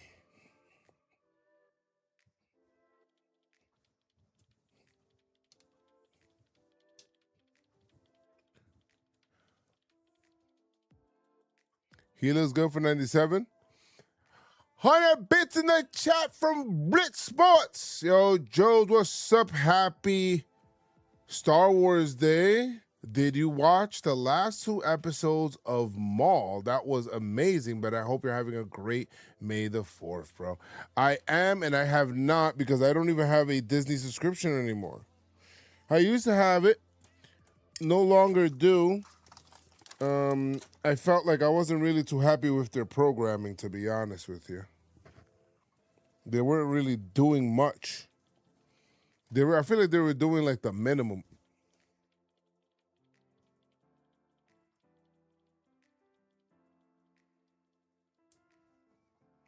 Yeah. Feel like they were doing like the minimum and shit. And I didn't particularly like that. You should watch Maul. It's an amazing show. I'm assuming it's about Darth Maul, which I like him. I never understood why there needed to be just 2 Sith. Like, they should have just had a whole bunch of those motherfuckers. You know what I mean? And I think back in the day, back in the time with the Knights of the Old Republic, there used to be way more Sith Lords. Now, I don't know why they decided to just go 2. But I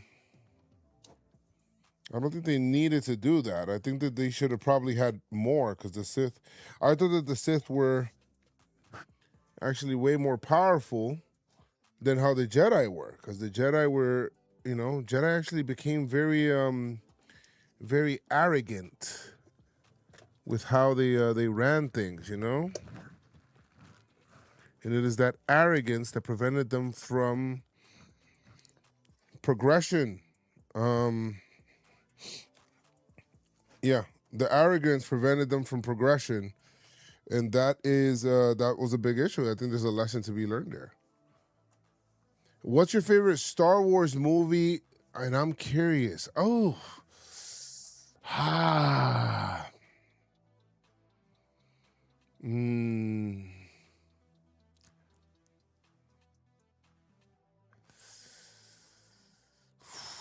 it's tough, because Revenge of the Sith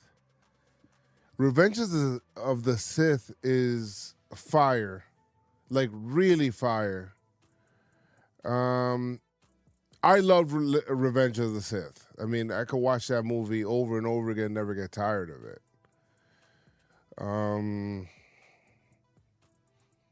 I love Darth Vader. I love Anakin. That's me. Let me see. I also really like, I remember it was during COVID actually that I did I watched Star Wars for the first time. I never watched it before. or Judge is batting. Hold on. Empire Strikes Back was fire too.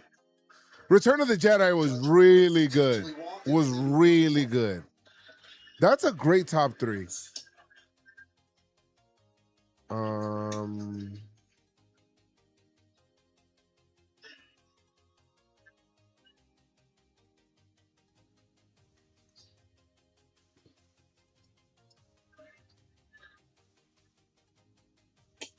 Return of the Jedi after Revenge of the Sith was fire.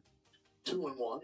Judge Bellinger. Empire Strikes Back is cool. Yankees up by 5, 6-1. All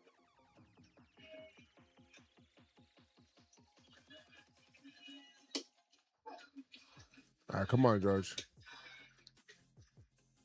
Empire Strikes Back was good. It was really good. 62 home run season, then 37 in the injury year. Revenge of the Sith is so fucking good. I just love that. Ground ball, shortstop. Anderson. Double clutch, but he gets Judge. I think it's okay. I think it's Revenge of the Sith. Then I'm going to go Empire Strikes Back. Then Return of the Jedi.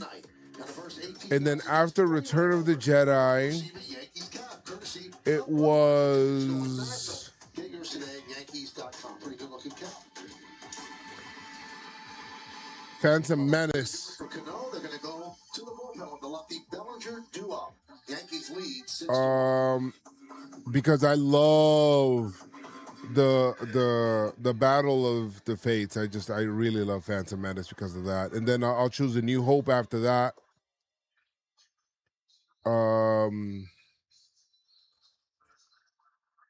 I don't honestly.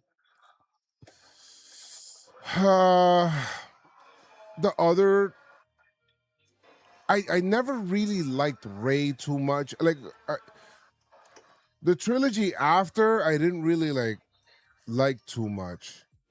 But like Rise of the Skywalker was weird. Did they really retcon it? I hope that they did retcon it, but it was wild. But out of those 3 movies, the one that I really liked was, I kind of liked Kylo Ren though. At first I was like, yo, he's a bootleg Vader, but then I kind of started to like Kylo Ren.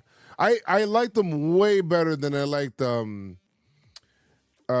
way better than I like this girl. I forget her name.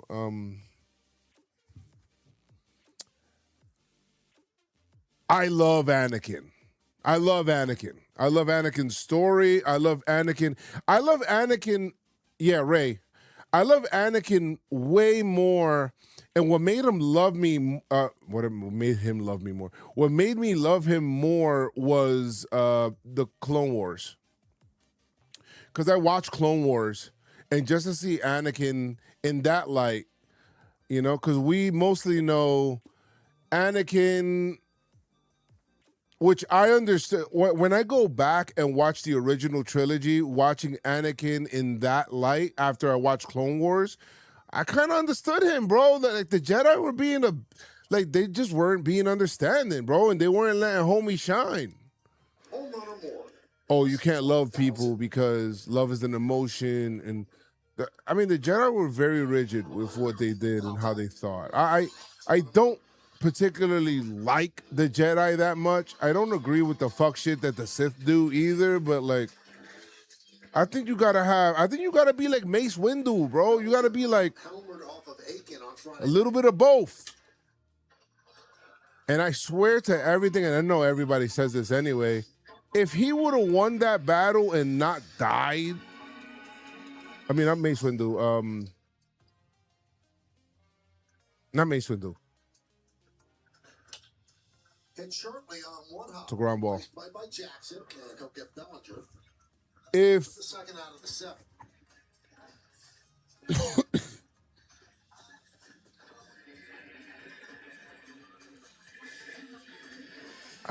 If Qui-Gon Jinn, it was Qui-Gon.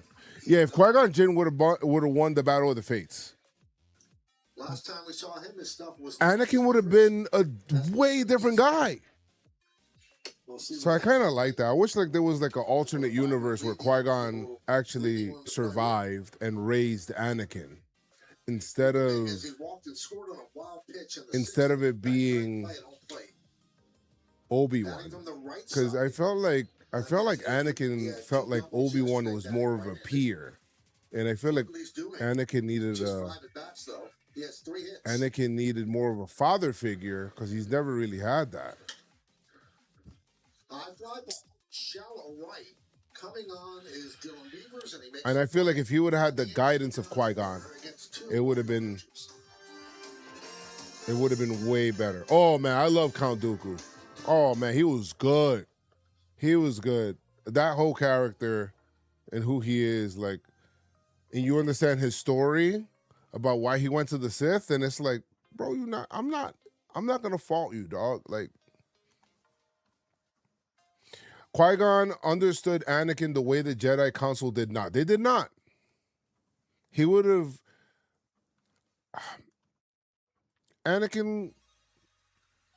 I don't want to nerd out too much, right? But Anakin was the one was the chosen one, was the one that was supposed to bring balance to the Force. He did in another roundabout way, but he was supposed to bring balance to the Force as being a person who can balance both.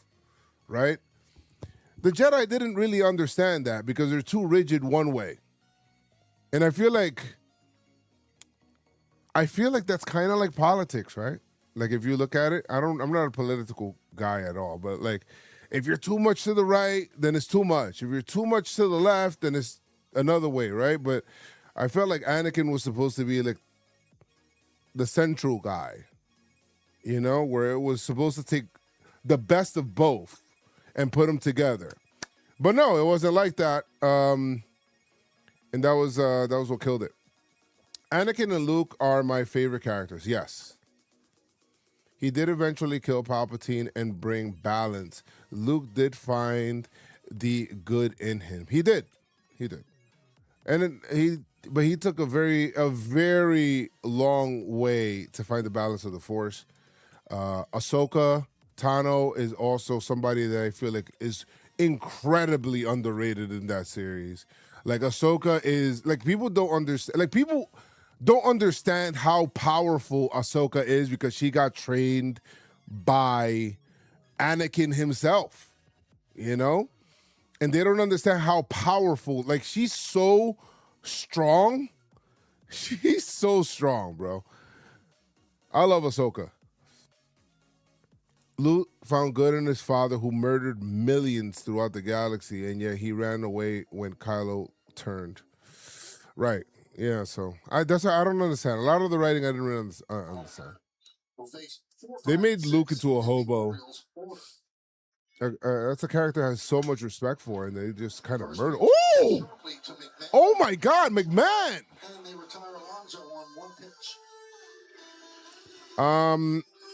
One thing John Sterling I really liked Rogue One, just because of that tie-in at the end and that epic ass scene when it was like, I didn't know how it was gonna end. I'm gonna be honest. I was watching. How was I watching it? I was watching it in. Remember, I told his kids. When I watched Star Wars, I actually watched it in not release order. I watched it in chronological order. So I watched it in like episode 1, 2, 3, you know, like that. And when I seen Rogue One, and you see Darth Vader's that's the most, bro. That to me, that shit gives me chills. That is the most epic Darth Vader like moment there, like in Rogue One, when all you is dark and all you hear is the breathing, and then you see the lightsaber, red lightsaber turn on, and everybody's like, fuck, like running, and he just murdering dudes, bro, left and right like nothing. You know what I mean? Oh my God, I agree. They need a Vader series, bro. They need a Vader series. I love what Doval's doing now. Just throw strikes, Pop. Throw Here's strikes. Tavares. And Hit shortly and passed it oof. to Goldschmidt. Kicks off the sidewall. Playing it out there is Judge. Hustling his second is Tavares. And he'll make it with a... But yeah, the way that they did Rogue One and the way that it ended, and it literally like ties exactly. Like if you start A New Hope right after Rogue One, Tavares just jumps all over this first pitch cutter up and out over the plate, coming right in your living room. Down the line. This is almost comical, David. Doval's having problems with his pitch count. we hunted thousands of Jedi and got away from Order 66 in between episode 3 and 4. Right. Execute Order 66. Clone Wars is fire, bro. If you're a Star Wars fan and you never watched Clone Wars, I don't know what to say, bro. You gotta watch Clone Wars. Get over the barrier of it's a cartoon or whatever it is, and it's such a well-made cartoon, well-made story. And again, What is going on with PitchCom today, bro?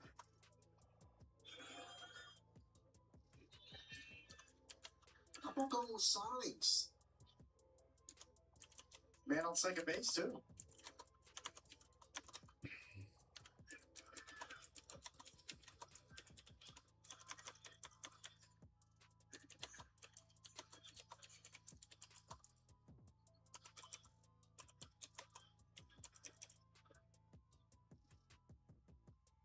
You know what they do in the NFL? If the communication systems aren't working, they just shut it down for both teams.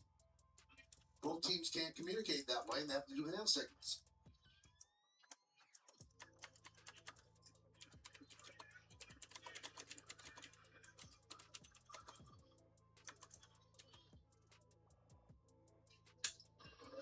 Hauser. Fouls back to Cutter.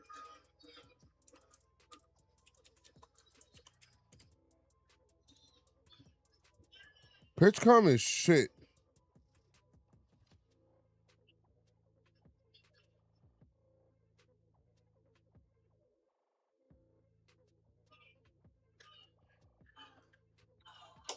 Oh, he went. He went. Filthy slider. 0-2.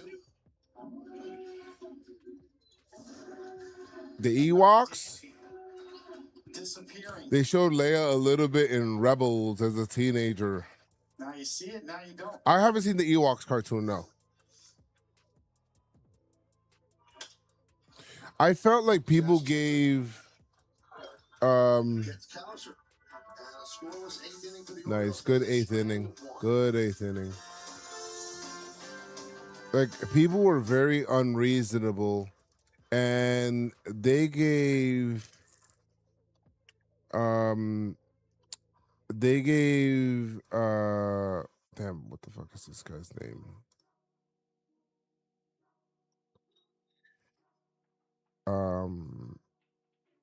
Hayden Christensen. They gave him a lot of shit for like, oh, you're Anakin, blah, blah, blah. Like they gave him so much shit. Like when those movies originally came out, I remember I didn't watch them just because of how people talked.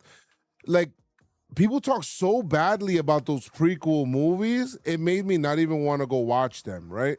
They talk so bad. And then I watched them like now, like recently, and I want to say COVID is recent, but like I watched them during COVID, and I was like, what the fuck were they talking about? These movies are great. All right, I'll say this. Attack of the Clones wasn't my favorite, right? It wasn't my favorite, but it was still a good movie. Phantom Menace was so good, and Revenge of the Sith is one of the best movies like ever. And people like just killed it like unfairly, and they really like blamed it on Hayden Christensen. They didn't give him any love for years, and then later on, a new crop of Star Wars fans came and they gave him so much love, and I'm glad that he got that, bro. I'm glad that he got that. I get it. I get it. I hated Jar Jar Binks too. I did.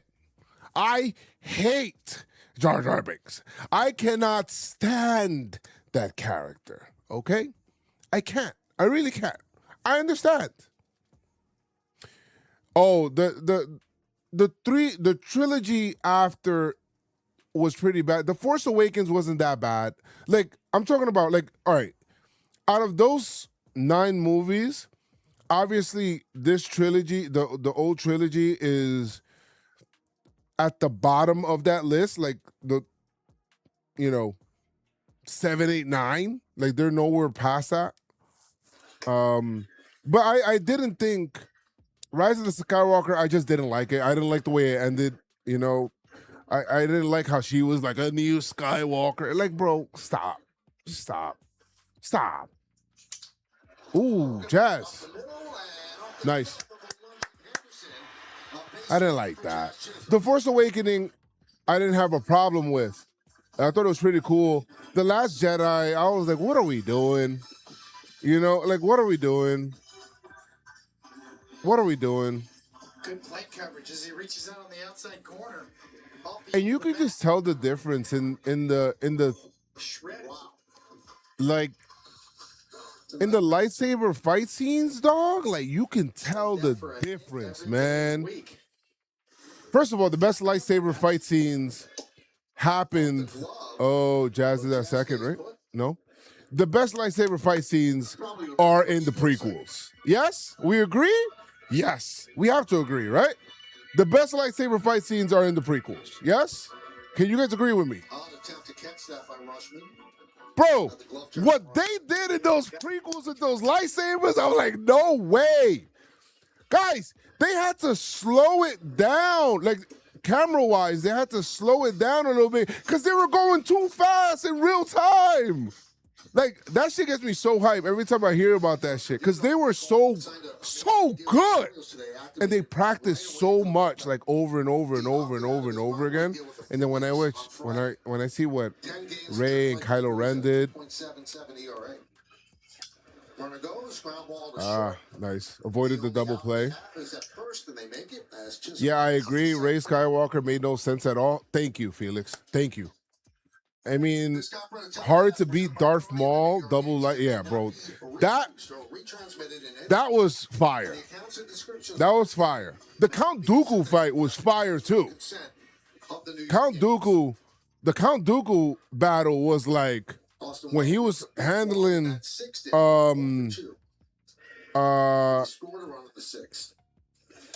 was 2-on-1 right there. And it was him against Anakin. Bro, the Count Dooku fights was fire. Yoda too, bro. The Yoda shit was fire too. And Yoda, bro, I don't know, dog.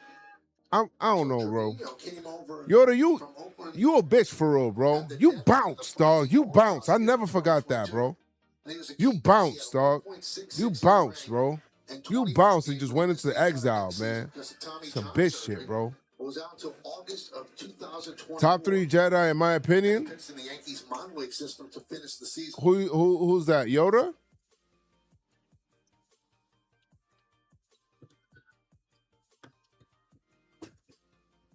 Emperor pounded that ass. Double lightsaber was peak. No, bro, that double lightsaber fight. I could watch that shit. My son was watching. He was watching Star Wars for the first time. He was watching all of them. And he was watching, I was there watching, like, oh, shit is fire. Super chat, not getting a Luke, Leia, Han reunion. Oh my God! I'm here nerding out, bro, but it just made it 4. Bro, how did they not meet? What are we doing? Bro, I get it. Some people don't want to do fan service stuff, but they gotta meet, bro. He's off the interstate. He's hitting 205. Come on, dog. They got history. They see the universe multiple times together. How do they not meet?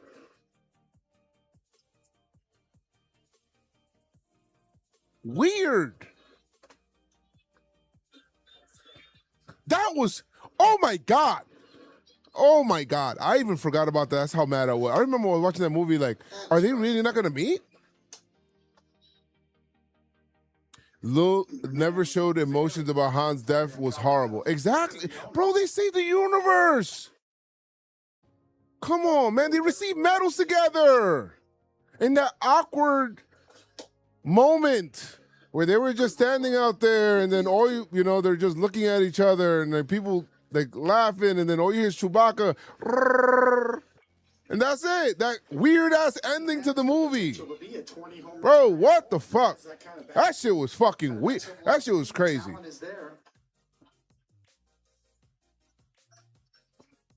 If we get more runs, I'll be happy here. 0-2 count.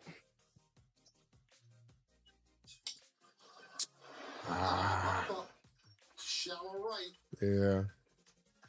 Beavers puts it away for the second out.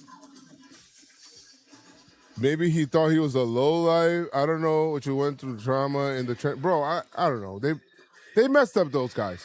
Those guys are so goated 20 or more home runs in 5 straight seasons. in the original movies. They did them dirty, bro. They did all 3 of them dirty, bro. They did all 3 of them. They did Luke dirty for looking like a hobo, basically. They did Leia dirty, you know. Jeez. I heard that they retconned those last 3 movies. Is that true? Can you guys find out about that? I don't know if that is true or not, but I feel like it is. I feel like I read that somewhere reputable. They didn't? I heard that Disney was thinking about doing that, like retconning those 3. I wish they were, but Disney came out and said that they will never. Fuck, man. Yo, oh, man. I'm just glad. You know what I'm glad about? I am so glad that Dan and Dave from the Game of Thrones series didn't get their Star Wars movie. Fuck yeah, bro. I'm happy about that, bro. They were supposed to take care of like the next trilogy. There was going to be another trilogy after. I'm happy they didn't get that shit, bro. 2-0. Ooh, up and in. 3-0. Hey, Tommy Wilson, thank you so much for the follow. What's that mean? Well, Dan and Dave were the ones who were the producers for Game of Thrones. And what happened was so Game of Thrones, obviously everybody, it's no secret now, even if you haven't watched it, the ending of Game of Thrones was botched, like a lot. Runner goes. Strike for the third. Safe. Oh, nice. 1 out of 3. Dan and Dave didn't deserve that shit after, yeah, they ran Game of Thrones into the ground. The end of it was horrible. Even if you're getting there, they rushed the ending like crazy. They rushed the like, it should have been like at least, like, bro, that's your whole legacy because of how bad they messed it up. Because of how bad they messed it up, that's why, like, they say, yo, nah, you dead, bro. I like how Disney did. I do like the Mandalorian series a lot. I like the Mandalorian series a lot. For a while, that was the only reason for like Disney had a good thing, and then they kind of killed it. They were good. 1 and 2 were good, but ruined it with season 3. I don't even remember season 3 that much. What was season 3? Drew Frentz, the pitching coach, will talk with Trevino.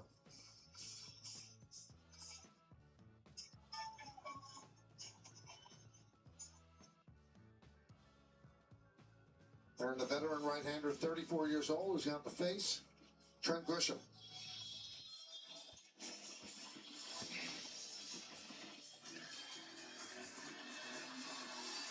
I don't know if I'm going to see the new Mando movie, though. Looks like a money grab. It probably is. Disney also made Boba Fett a bitch. Like how? Yeah. Yeah, I remember that. Did you hear that they are making a Lord of the Rings open world video game? Oh my God, guys. Lord of the Rings used to have on the PlayStation 2. Maybe I should look to revisit that. Lord of the Rings made some of the most goated games on the PlayStation 2. I think it was a co-op game, if I'm right. Oh my God, those Lord of the Ring games were so good, bro. Oh my God. I think you could do co-op, right? It was co-op, like for the story mode. Am I right on that? A Grisham Grand Slam would go hard right now, Tommy. You're right. Hey, we got a new sub in the house. Dead shall rise. Thank you so much for the sub. Dead shall rise. Thank you so much for the sub. Welcome. Welcome. It's like Anakin went to the dark side to try and save Padme, but she died because he went to the dark side. Yes. I love that D&D fucked up Game of Thrones because they wanted to get to Star Wars and then lost Star. Exactly. Anakin versus Dooku at the beginning of. Oh, it was a banger, bro. I loved all of the fight scenes in the prequels, man. I feel like all of them were so well done. I think that was a strike. Grish. And he was right. Oh, shit. That's a ball. That's big, dog. 3-1. Holy shit. 1/10 of an inch.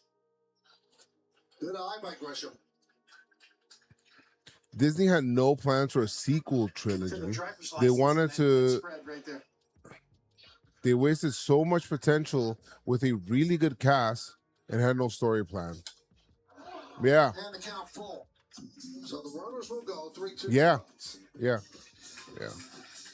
I didn't particularly like anything about Rey's story arc at all.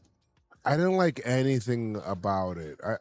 I didn't mind that if she was going to be a Jedi, but I thought that could have been a good opportunity to bring around Ahsoka. I don't know. Maybe I don't know what the hell I'm talking about. Like maybe some of that would have made sense. I don't understand why they made her. So Trevino steps off.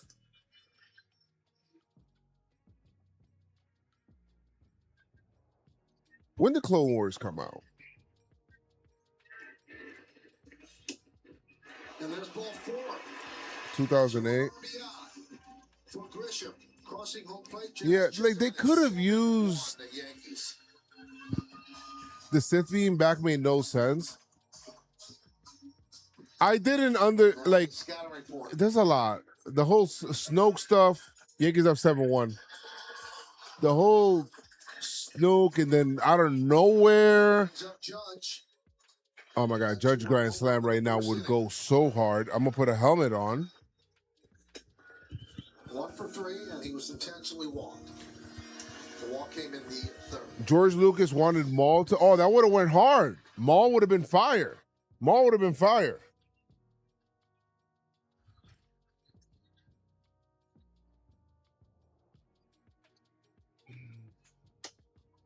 I wanted more Sith Lords in the Star Wars universe. I feel like they only focused on Vader and they only focused on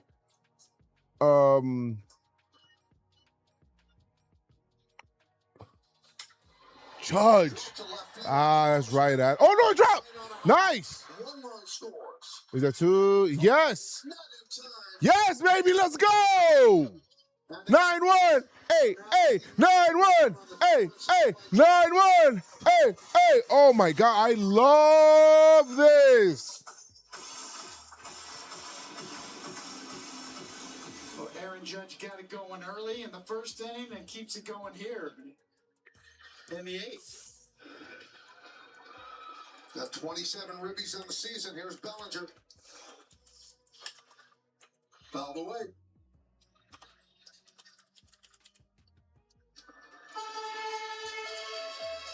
Or bring that batting average up. Oh my God, Clone Wars was peak as hell. I wish you could almost watch it on stream so we could watch it together type shit. Line drive, it is up base. Woo! Oh, that's a double. Come around and score. Oh, that ball got away from him. Oh my God! Charges rounded in. That's a triple. And the Yankees lead 10. 11 to 1. It's 11 to 1. It's 11 to 1. It's 11 to 1. Put BTA, BTA, BTA, BTA, BTA all the way. BTA, BTA. Goes out down and digs out that changeup into the corner, and then there's trouble now. Here's Dominguez. Dark Travis with the super chat. Thank you so much for that. Those Lord of the Ring games were goated. It was co-op, and each player progression tree, the more you played a specific character, it was so replayable. Bro, I think I'm gonna buy it again. That's a base hit. Oh my God, had another one of these. Bro, we just talked about this earlier, guys. They lead 12 to 1. You're so right. Dang, I think I'm gonna look for it. I'm gonna see if I can buy it. Those games are probably expensive as shit though, but I'm gonna see if I can find it. And a very tough Orioles debut for Luke Trevino. It's not the first impression you're looking for there with the veterans. It's 12 to 1. And with the 11-run deficit, the Orioles are going to go to a position player. It's going to be Weston Wilson. Hey, by the way, shout to Bob Valen, who had the resub 41 months subbed up, chat. Thank you so much, Bob Valen. Appreciate the support. Gango. Let's go. We got a little bit of a hype train going. Let's go. Oh, you guys are hype in the chat. J-Rod the first, not the second, with the prime 47 months subbed up. Yankees winning it for John Sterling. Hey, man, in case you guys don't know, you guys could be able to use your prime every single month, right? On your favorite streamer. Appreciate you. Use your prime every single month. You could be able to support your favorite streamer, whoever that may be, named JoezMcfly. Feel free to do that, and go ahead and do that. If you have Amazon, they give you a free one every single month. James the Pro with the subbed up for 28 months on a 27-month streak. Genie with a 5 gifted sub. Oh my God, we're happy on a Monday. Let's go. We're starting off the week right. Yankees are up 12 to 1. They're beating the brakes off the Orioles. And this is great. We love this. Thank you, Jeannie. Appreciate you, Jeannie. Jeannie has 104 total gifted subs to the channel. Jeannie, you the GOAT. Jeannie, you the GOAT. You know you're the GOAT. You're a special one. You a special one. Don't ever let them tell you any different. R.I.P. to John Sterling. That's a fact. Is Prime on Twitch specific thing? Yeah, it is. It's like you get a, so it's kind of like memberships on YouTube. And you'll get like special like oh, Jazz popped up. Popped up on the right side. You'll get like special sub. Makes the play. All right, Yankees inning finally ends. You'll get like special emotes and things like that that you can be able to have as part of it. Yeah, winning one for John. Let's go. And Amazon gives you, if you have Amazon, they give you a free Prime every single month to be able to use on Twitch. So that's something. Is Prime a Twitch specific thing? They should do something like that on YouTube, but it's just that Amazon owns Twitch, so that's why they do it. But I think it's the same if you have like YouTube Premium or something like that. Like they give you a free membership or something like that every month. Jazz got an ABS challenge, right? I used to dream of times like this. Yeah. Oh yeah. Hype train, baby, hype train. If you guys got a free sub from Jeannie, like thank Jeannie. Please. She is a Yankee fan. Like just say thank you. Good stuff. I love that. But yeah, I'm gonna see if I could get the Lord of the Rings games. I want to do something like, what are the best video games based off of movies? You got what I'm saying? So there's a lot of movies. Are there movies based off of video games? I don't know.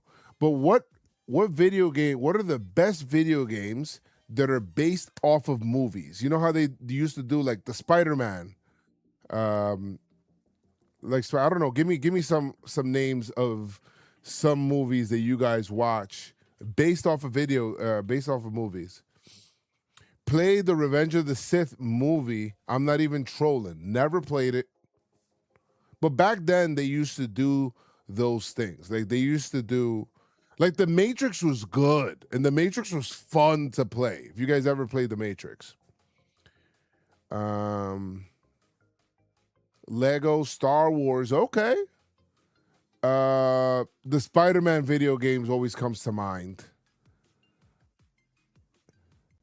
I'm thinking about, just checked, and YouTube Premium doesn't include a free membership per month. They should do that. I think that would be Blackbird's pitching right now.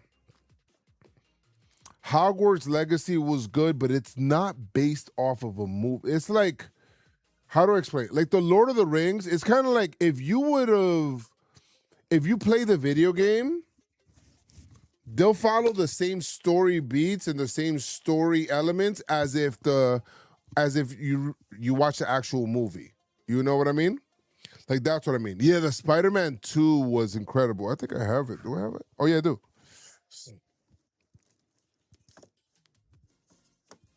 I got the trilogy here actually.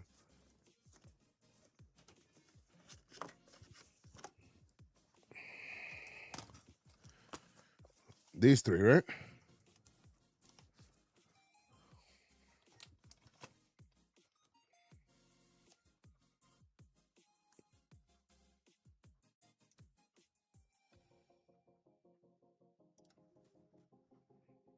These bad boys, yes? Batman Arkham, I haven't played them yet. I've never played any of those games, right? However, I don't think that they're based off of the superhero character, but they're not based off of the movie, right? Mod XK with the resub. Let's go. 4 months. Love that. Oh, bro. Open world Lord of the Rings would slap. Genie, thank you so much for the 100 bits, baby. And we made it to level 3 hype train. GoldenEye, the Nintendo. Oh, GoldenEye, absolutely, right? Yeah, GoldenEye. Oh, that's a ground ball pass, Jazz. GoldenEye. You know what's funny? You don't really think about GoldenEye because it's like, oh, but yes, GoldenEye would qualify as one of those. Hell yeah, good one. This game right here is this game is absolutely unhinged. Absolutely unhinged. But this game right here, I think it's the best, probably the best video game based off of a movie. I think so.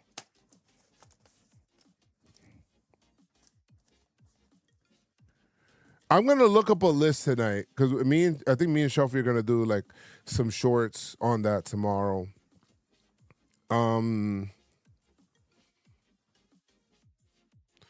Disney not giving us an Infinity Saga game. Yeah, I mean, but people don't really make those kind of video games anymore, right? But I didn't. Oh, is that a home run? I think that's a home run. No, it's not. Fly ball to right. That's what I'm kind of thinking about right now. Joes, did you play the original Spider-Man, the PS1 Spider-Man? Are you talking about the Amazing Spider-Man?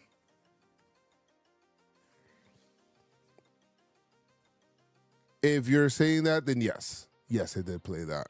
I think I played so many Spider-Man games, guys. Lord of the Rings, Two Towers, GoldenEye, Spider-Man 2, the best, Revenge of the Sith. I've never played that one. Didn't even know it existed. The Matrix was so good, too. You guys ever played The Matrix? I think it was on PS2.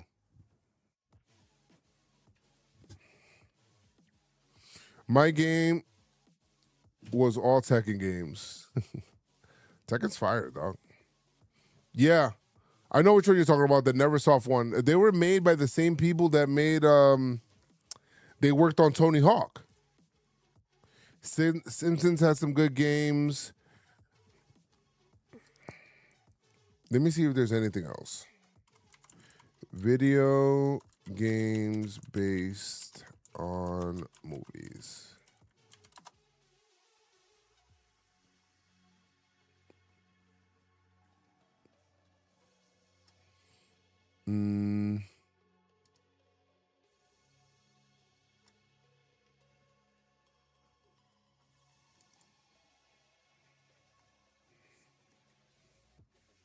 Oh, The Godfather. Have you guys ever played The Godfather game? 1, 2, count.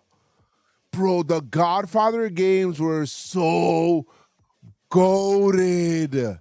Have you guys ever played The Godfather games?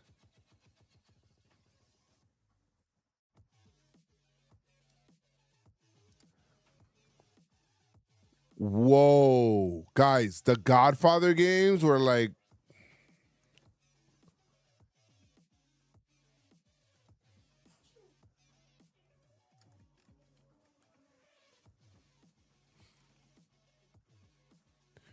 The Godfather video games were so goated.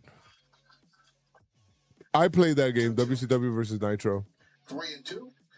Or WCW versus NWO. Haven't been holding him on, but he's staying put. A 3-2 and 2 outs, he will go. I don't think Resident Evil should be on that list. I mean, that's a movie based off a video game. And this should do it. Game time. Yankees win! Yankees win!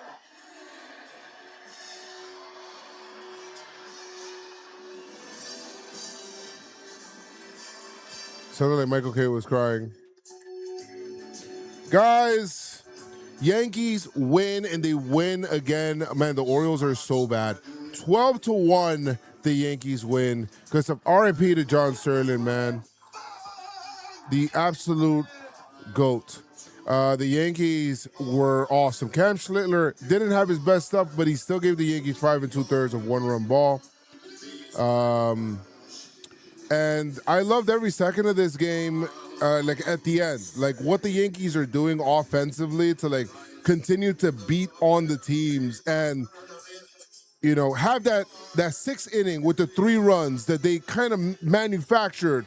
A lot of those runs came in with 2 outs. What they did in the 8th inning with the 6 runs without the benefit of the homer and just doing a whole bunch of base hits here, getting on base, taking the extra bag, Bellinger with the trip. Like those things are things that was missing from previous Yankees teams that I hope that it continues not only throughout the season, but in the playoffs, because it's something that's sorely missing. It's like a dynamic from the team. So we love that, right? Yankees win. They sweep a 4-game series, which is so hard to do. Doesn't matter how bad the team is, unless you're the damn Orioles.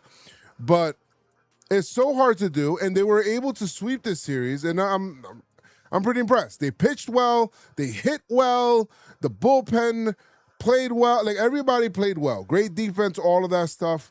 And the Yankees are playing with a sense of urgency, and you have to love that, man. What do we rate this game? We're going to go ahead and rate this game. Let's rate it, because it's a sweep of a 4-game series. I'm going to put it in the 9s. I'm going to put it as a 9.1. In this, context is important.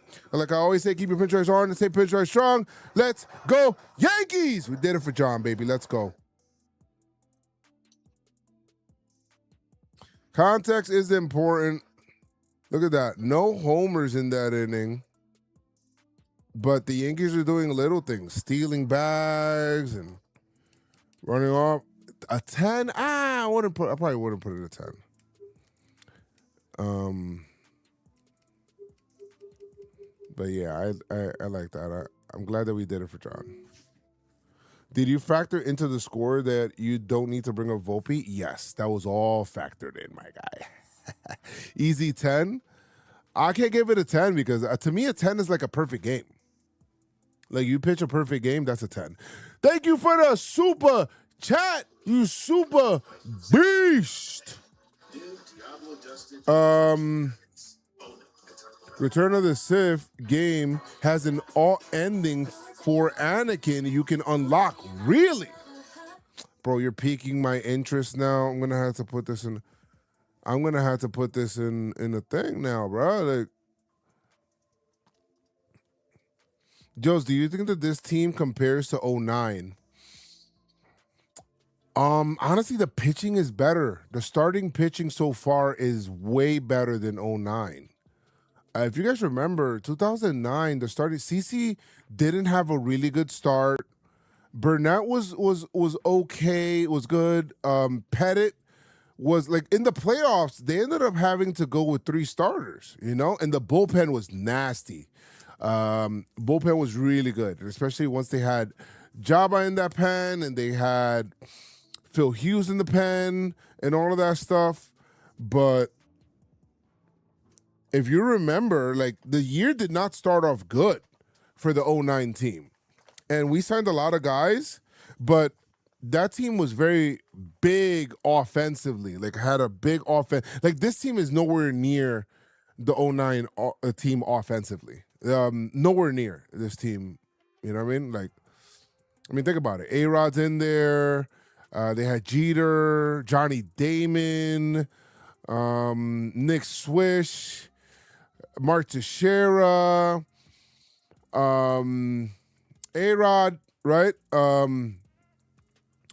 Like, they had a whole bunch of dudes that were like, just Matsui. Just the names that were on there were like, it's crazy. Gardy was more of a role player a little bit. And Melky was a part of that team. Cano, like, just think about the names I'm naming. Like, these are some of the greatest players to play. That was one of the best infielders ever.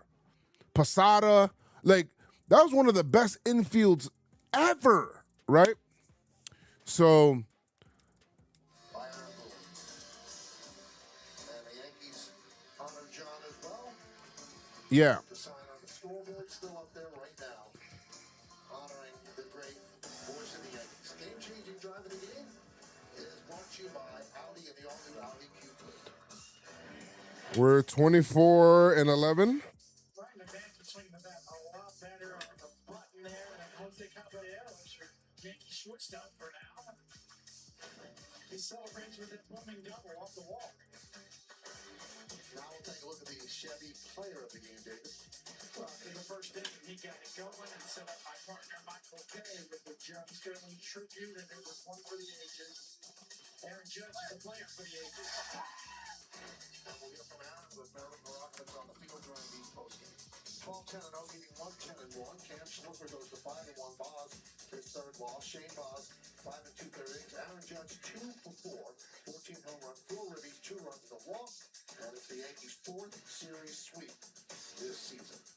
Coming up on the Yes Network, stay tuned for the WD Mason postgame show. The Knicks are cruising. Oh, my God. Special thanks to producer Troy Benjamin, director Dan Barr, Mike Webb, and the executive producer of the Yes Network. I want the Yankees to win the World Series so bad, man. Join us again tomorrow as the Yankees welcome the Rangers to the Bronx for a 3-game set. Coverage begins at 5 p.m. on Yes, with first pitch coming shortly after 7. Once again, the final score, the New York Yankees 12 and the Baltimore Orioles 1. For David Cone, then Marilyn Morocco, it's Michael Kay saying see you from Yankee Stadium in the Bronx, New York. Also to Bob Rams and Jack Curry, who are standing by with the post-game show. Rest in peace, John Sterling. You will be missed, and condolences to your family. May your memory be a blessing. This is the Yanks' first 4-game sweep since March 28th through the 31st. Wow. Jack Curry with you. Final game of this 4-game series in the Bronx, and the Yankees beat the Orioles 12-1. 1-1 for John tonight, man. Which we celebrated the life of John Sterling. I might have to look into that Yeah, John Sterling would have liked the way this game ended from the Yankees' perspective, Bob. When Cam Schlittler goes out there on the mound, the Yankees expect dominance and excellence, and Cam Schlittler was solid tonight. But this was still a game in the sixth inning. Yankees are up by 2. Jake Bird comes in with the bases loaded, strikes out Jackson to strand all 3. The rest of the way, the Yankees outscored the Orioles 9-0. They turned this into a laugher.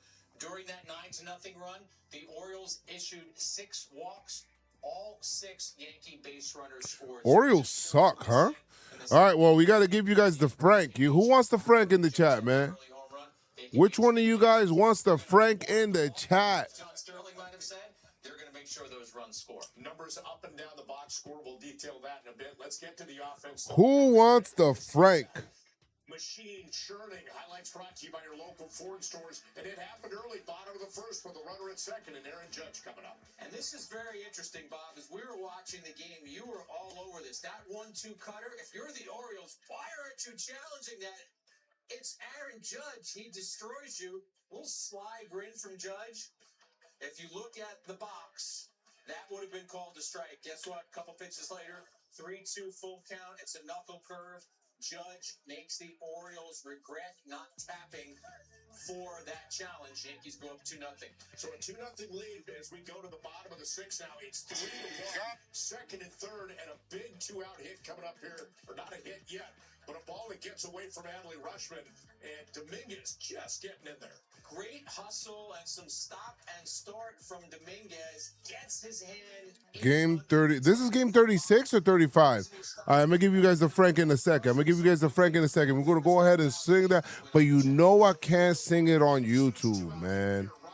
So Felix and Kevin and stuff and Andrew and Joe and all of you guys, I cannot stay on YouTube and sing it, though, man, because they don't allow me to give you guys the Frank on there.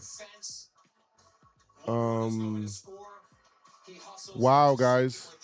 Chris just told me something. He says there's 12 letters in John Sterling, and the Yankees put up 12 runs. Oh, man. Orioles debut, not a memorable one. Judge dumps that one into left field. 2 runs scored on that base hit. It's game 36, right? What do they always talk about? Keep the line moving. Pass the baton. Up comes Cody Bellinger next. Change up. Wraps it into right field. 24. I think it was 35. So both runs will come in to score. Bellinger is going to slide into third with a 2-run triple. And now it's getting out of hand. It's 11-1 Yankees, and there'll be one more they'd have to cash in. Yeah, Jason Dominguez, who has looked really good since he was recalled from AAA, lines that sinker into center field for a base hit, RBI single. 20, 12-1 Yankees. 24 and 11. 3-1 in the 6th. Eventually became a laugher. Well, Aaron Judge coming up big in this one. 2 for 4 with 4 runs batted in. He now has 91 career first-inning home runs. That's third most in Yankees history. 53 homers in his career against the Orioles. That's most in the majors against any opponent since 2017. He loved them first-inning homers, boy. 82 career home runs are tied for 71st. Yeah, game 35. Frank Howard, Jim Rice. All right. Right after the game, Meredith Brock You too. on the field. I love ya. We will see you guys tomorrow. Actually, yeah, we're going to be tomorrow's Tuesday, right? I think me and my brother are also supposed to stream Resident Evil tomorrow over on our gaming channel. If you guys haven't already, we do have a gaming channel. It's called 32-Bit Connect. No, I'm sorry, 32-Bit Connect. 32-Bit Gamer Gang. And so feel free to head over there right now. We're playing through Resident Evil right now. So make sure you guys go ahead and go check that out if you guys want. Okay. Pero for now, I'm going to go ahead and see you guys later on YouTube, okay? I love you times 2. Shout out to all the new subscribers. Shout out to the